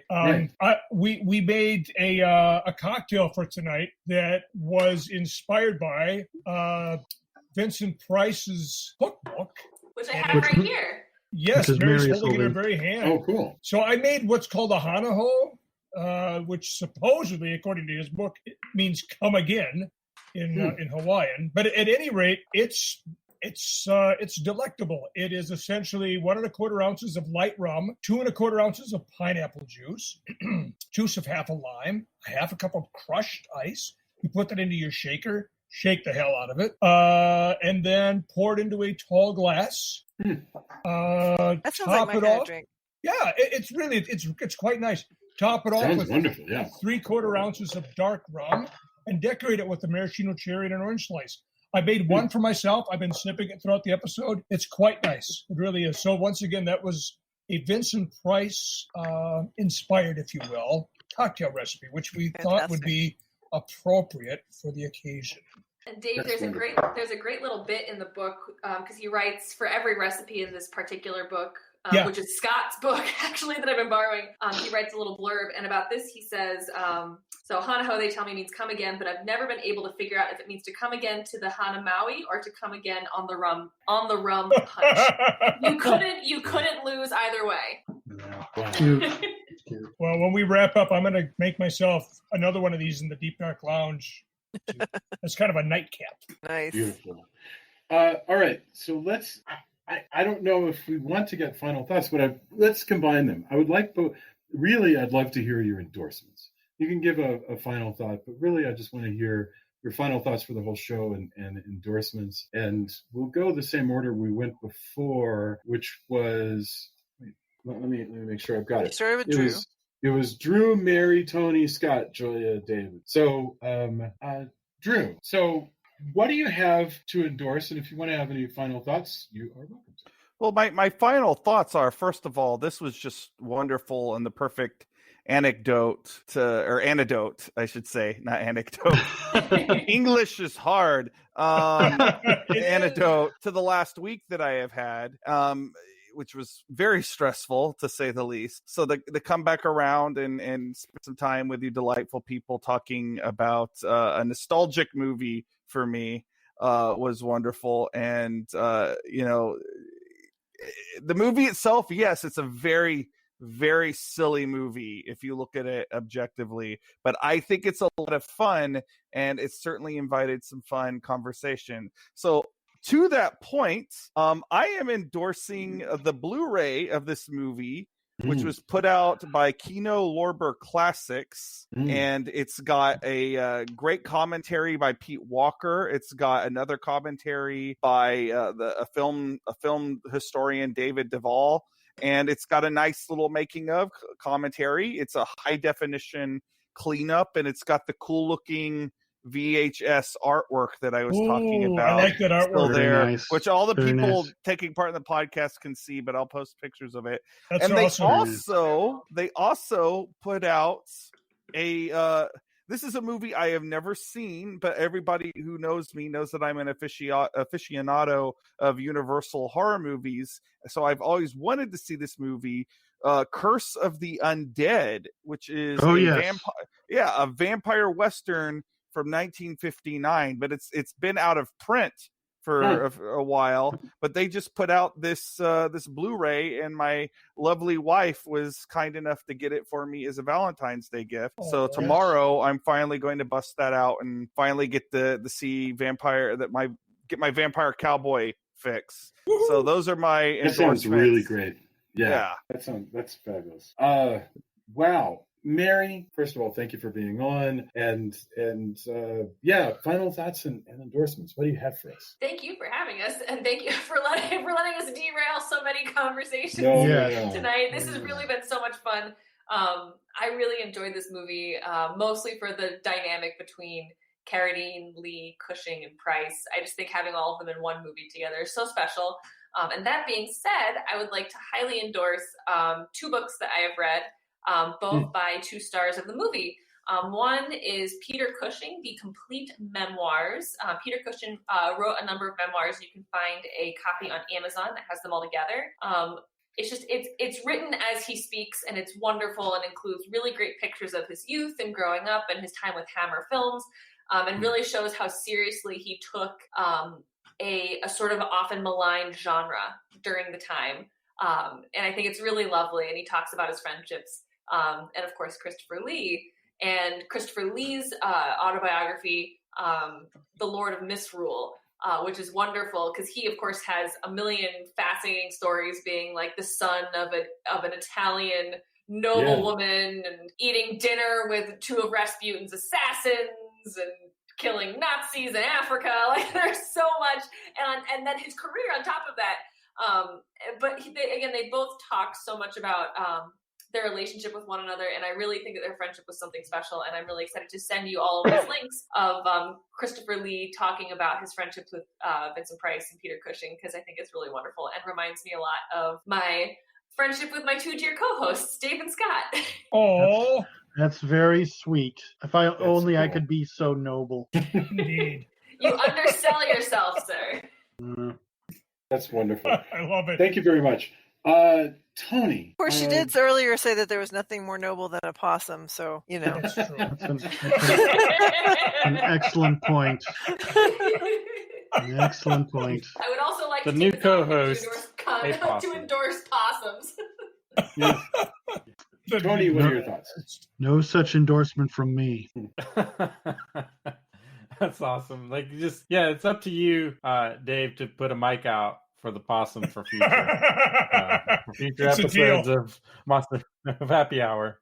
I'm there, Tony. I'll do it for you, man. Like I said, I think I had fun with this movie. I am not a huge fan of the it was all a dream trope. Mm-hmm. It's been done well. Different people have handled it well, but for the most part, I personally tend to feel like, why did I just watch that then? Like, right. There were no stakes, and I know that it's the journey, but that's in general kind of my feeling on a lot of movies that end this way, and that's my own thing. But the cast is amazing, and just having everybody together in this, and I agree with Drew. Like, it is fun to do this in this setting where we have all our friends here talking about this. I think that's really awesome. I had a lot of fun with the movie. And there's just such cool performances. Some parts of me wish that it was perhaps a different film or a better film that they were all in. But the fact that it takes what we have and elevates it is really interesting to watch as well. So Absolutely. I think that's really great. It was really cool. I hadn't seen it before, and it was great to share it with everybody. I definitely enjoyed it. I wish that it was streaming more easily. I mean, you can get the Blu-ray, and to Drew's point though, Kino Lorber has put out a lot of really cool stuff, and they're continuing. Mm-hmm. Like, they're quickly one of my favorite distributors. They've done a lot of just awesome stuff. Especially recently, but their whole releasing, their whole distribution thing is just great. Like, there's so much good film that they're putting out and have put out. So I definitely, that's part of my endorsement is, go on the Kino Lorber site or go to Diabolic DVD also carries their stuff, I think. But I tend to try to, things being what they are, I tend to try to go to the site where possible if it's something I can easily go to and order from, especially if they have deals on shipping and that kind of thing. So I do recommend going directly to the site if you can, even though Amazon's pretty easy for a lot of people. It's just something I try to go direct just because it matters more lately, over this past year, right? Mm-hmm. Here. But as far as endorsements go, I can't remember if last time if I endorsed talked about it before, but the movie Shadows, the martial arts movie, but I just got to watch it on UHD and was reminded at just how awesome it looks. And there's some sequences, as a person who watches tons of martial arts films, there's a couple of things. Even Rain was like, that part was so cool.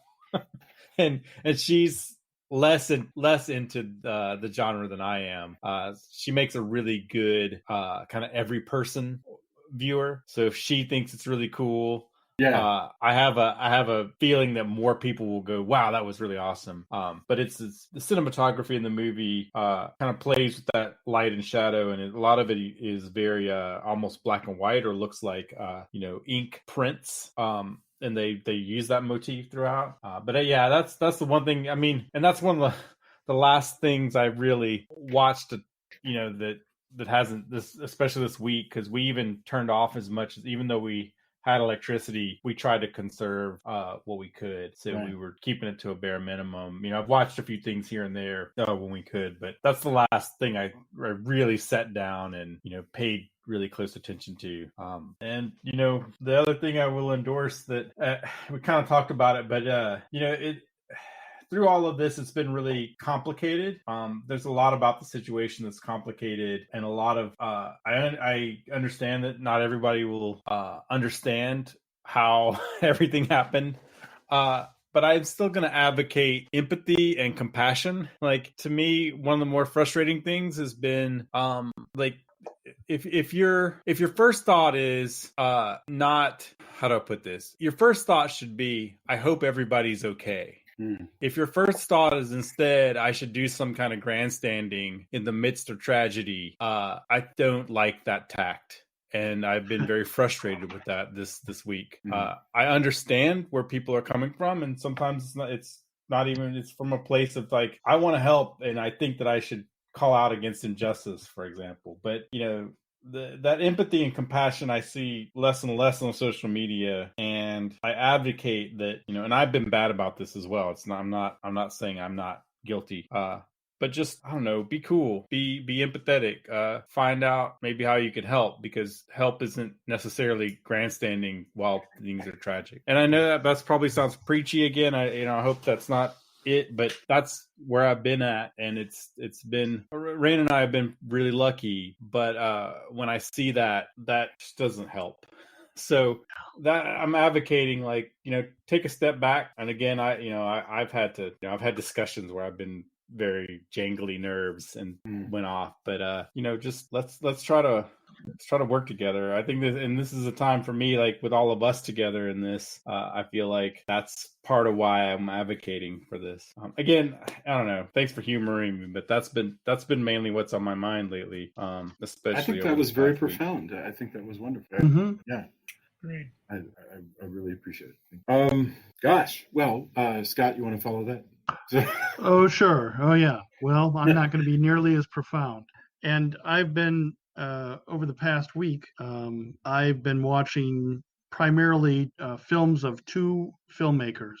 And one of them is not of the horror genre, and the other one is of the horror fantasy. So I've been watching a number of Ray Harryhausen films. And specifically, I watched one that I'd never seen before. I watched Earth versus the Flying Saucers. And didn't we do an episode on that, Drew? Earth versus Flying Saucers? I think the answer. He's muted. Okay, I'm interrupting you. No, we did. We did do Earth versus the Flying Saucers. Sorry. It's I'm not saying anything profound, so I don't mind having interjections. So anyway, all I would say is, for those of your listeners, and I doubt that there are many, but for those of your listeners who are unfamiliar with Ray Harryhausen, pick up any one of his films just to see really great stop motion, which is no longer a technique that most people are using, but it's masterfully done. And the other one is, I've been watching films from a film director, John Boorman. And John Boorman, the two films that I most recently watched, which were about 10 years apart, were Point Blank, which is a movie with Lee Marvin where he plays a syndicate killer, more or less. And that description really doesn't do it justice, but this is a film that's studied very often in film schools for shots, cuts, those sorts of things. It's a great film. So is Point Blank an homage to that, you think? No. No. You don't think so? No. No. Okay. And there's another film made in the 80s called Point Blank that has nothing to do with this one either. And then the other movie, which is both notorious and famous by Boorman, is Zardoz, which is the movie famously with Sean Connery and the barely there red sort of thong outfit. And it's a very much a product of its time. It's very strange, but I would contend, not unlike this film, even though it's very strange, it's very compelling. and worth watching. So this past Halloween, I think it was this Halloween and the one before, a friend of mine went as the Zardoz head, and his kid had the Sean Connery outfit. Wow. That's incredible. And they even had little cardboard guns that he could throw out of the Zardoz head. Cool. It was a really amazing costume. That's cool. But how many people seeing them trick or treat got it? Exactly. Enough, but it did take off. Like a bunch of people saw it on Twitter later. Really? And that was kind of cool. That's great. Yeah, it was done really well. I'll have to send you guys if I can find the pics, but it was really good. Wow. That's a weird movie, but it is cool. And I will also shield for Harryhausen anytime. I was getting out Sinbad Blu-rays recently, which, man, there's so much cool stuff in those Sinbad movies. Yep, absolutely. The gift that keeps on giving. We watched a lot of Harryhausen when my older daughter was very small, because we watched a lot of his. He made a whole series of fairy tale adaptations in stop motion at his studio, and his Big Bad Wolf is terrifying. It's huge, enormous wolf. It's great. Just really So Tony just sent a picture of the thing he was talking about, and it is ridiculous. Oh my gosh, you have to post that on the Facebook, because that's amazing. That's great. I literally Googled Zardoz Halloween costume, and this came up. So Tony, if this is your friends, they're famous on the internet. Wow. Crazy. All right. So I'm sorry. I've lost track of. I mean, that is it. And that's Max. Oh, Mary. I'm sorry. Mary's the one who sent it. I thought Tony sorry, sent Jason. That. No. Yeah. No. But that's totally true, and that's Max Meehan, who's been on our show. Good friend of mine. So fantastic.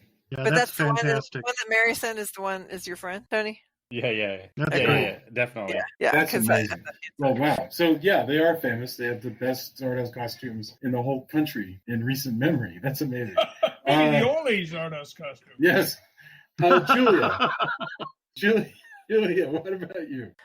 I don't really have anything else more to say about the film. I've really enjoyed this conversation. I just love talking with you guys. It's really just such a bright spot in what is otherwise been not as bright a year as we would had hoped it would start off to be, but there's some good things about this 2021, but this has been definitely a tough week, seeing my friends and family struggle.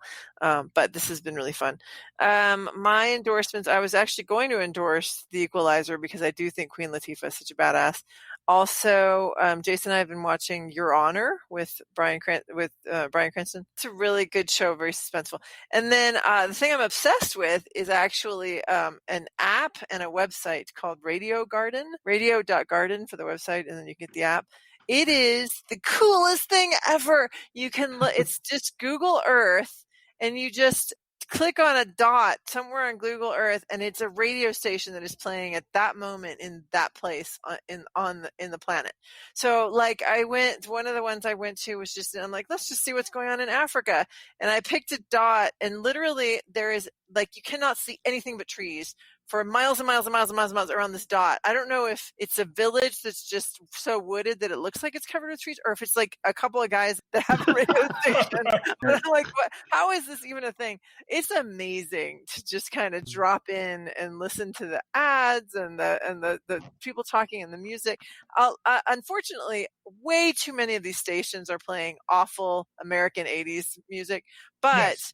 A lot of them are playing, like, I was really disappointed because I love Brazilian music, and then I go into Brazil and I could not find a single station playing Brazilian music in Brazil. But anyway, really today I was walking around Target listening to Cuban music and dancing through the aisles. It was really fun. So that's my main endorsement. That's really great. I love that. Thank you. David, what about you? What do you have to recommend for us? I actually want to recommend a podcast. I guess you'd call it a podcast. It's by Diana Prince, who is Darcy the Mail Girl. Right. On the last drive-in. So this is Kinky Horror, and it's Geek Talk. GEEK space TAWK. And it's basically her talking with, in some cases, John Bloom, Joe Bob. She just recently did one where she was talking with Rhonda Shearer from, Up All Night. She did a Valentine's Day wrap-up with Joe Bob a couple days ago. And what I really like about it is she just has this boundless enthusiasm for the genre and is relentlessly positive. And I know that Scott and Mary and myself, we've sort of fallen in love with Diana Prince. And a few months ago, she did one called "Keeping It Real: Fake Parts, Real Heart," the follow-up, in which she talked about the online harassment she'd been getting and about her body dysmorphia and just how it was just destroying her. And it just really hurt. It hurt us to see people treating her that way. This episode, where was this commentary that she did? This would have been 5 months ago. On her podcast? On her podcast. Okay. And she posted a picture of herself without makeup, which we don't normally see, and she's obviously been crying. And I think, oh my God. So we just continue to fall in love with this woman. And it has very little to do with her appearance and everything to do with her heart, her enthusiasm for the genre and for the fans. Mm-hmm. So that my endorsement would be Geek Talk by Diana Prince. Thank you very much. That's really cool. Thank you. Tony, there was something else that you wanted to point out. What was that? Oh, yeah. I almost forgot just because everything's been going on. But, from time to time, we get sent things and people go, hey, check this out. There's a short film, and I have to get the links because it's been released this week, but obviously during everything else going on, called The Wheel. And I really thought it was cool. It looks great. It was a cool take. There's some subtle things that it does and some not so subtle things that it does. And I can't wait to post about where it's been released. The director was cool enough to send us, a link to watch it pre-release. And I think more horror fans will really dig this. Some of the people who were involved in The Conjuring and such like that were involved in this. And there's more stuff coming out. We'll post the whole, all the info on the Facebook page. But as soon as I get all of that, I'm going to say, check out this short film, The Wheel. It was nice and creepy. That's cool. And that, when you watch a lot of horror and something kind of gives you the chills or makes your hair stand up a little bit, that's no mean feat. So I got to give it up. But yeah, we'll definitely post more about it on the page and on Twitter, because I thought it was well worth everybody checking out, and it looks great, sounds great, gave me the chills, and again, anytime that happens, somebody's doing something right. So I'm gonna also endorse the short film The Wheel, and I felt bad because we were supposed to talk about it last week. Obviously that didn't happen, so I want to make sure that people know about this film. As soon as I get all of the because it hadn't been released yet, as soon as I get all of that, I'll post it and send that out to everybody. Wow. Okay, so first off, I'm just so thankful. This has been a really great evening. I've really enjoyed just hanging out with you guys from Austin, knowing that you're I don't know, that you've come through this particular storm, and we're just so thankful that you're there, and for your wisdom and for your friendship. And for my friends of the Monster Movie Happy Hour, I'm so glad that you would join us. It was a blast. We always have a good time with you guys. Yes. Thank you so much for having us. Yeah, I don't think you can know how much have all been looking forward to this. It's been the highlight of the last week here. This has probably been the highlight of February, to be totally honest. Yeah, no pressure, of course, but yeah.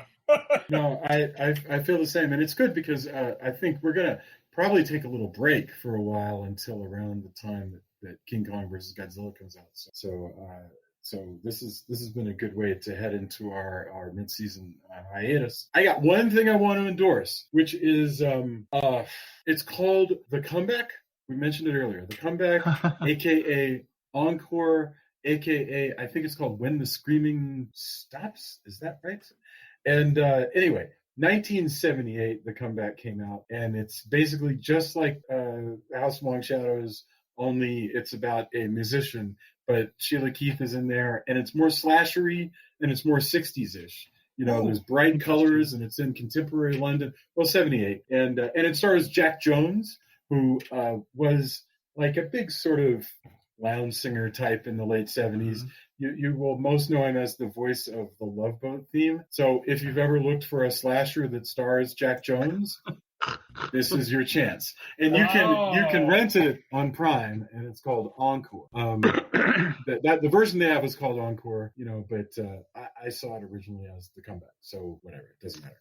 I love this film. So thank you very, very much. I'm so thankful. Everybody get plenty of sleep. I know that we've kept you all up, that we've been at this now for a number of hours. And, that was always going to be the case, Jason.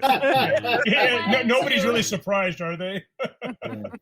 So thanks, thank you guys. you. Yeah, and have a wonderful, wonderful evening. I really appreciate it. I'll see you soon. You too. Bye. Bye. Bye-bye. Good night, everybody. Good night.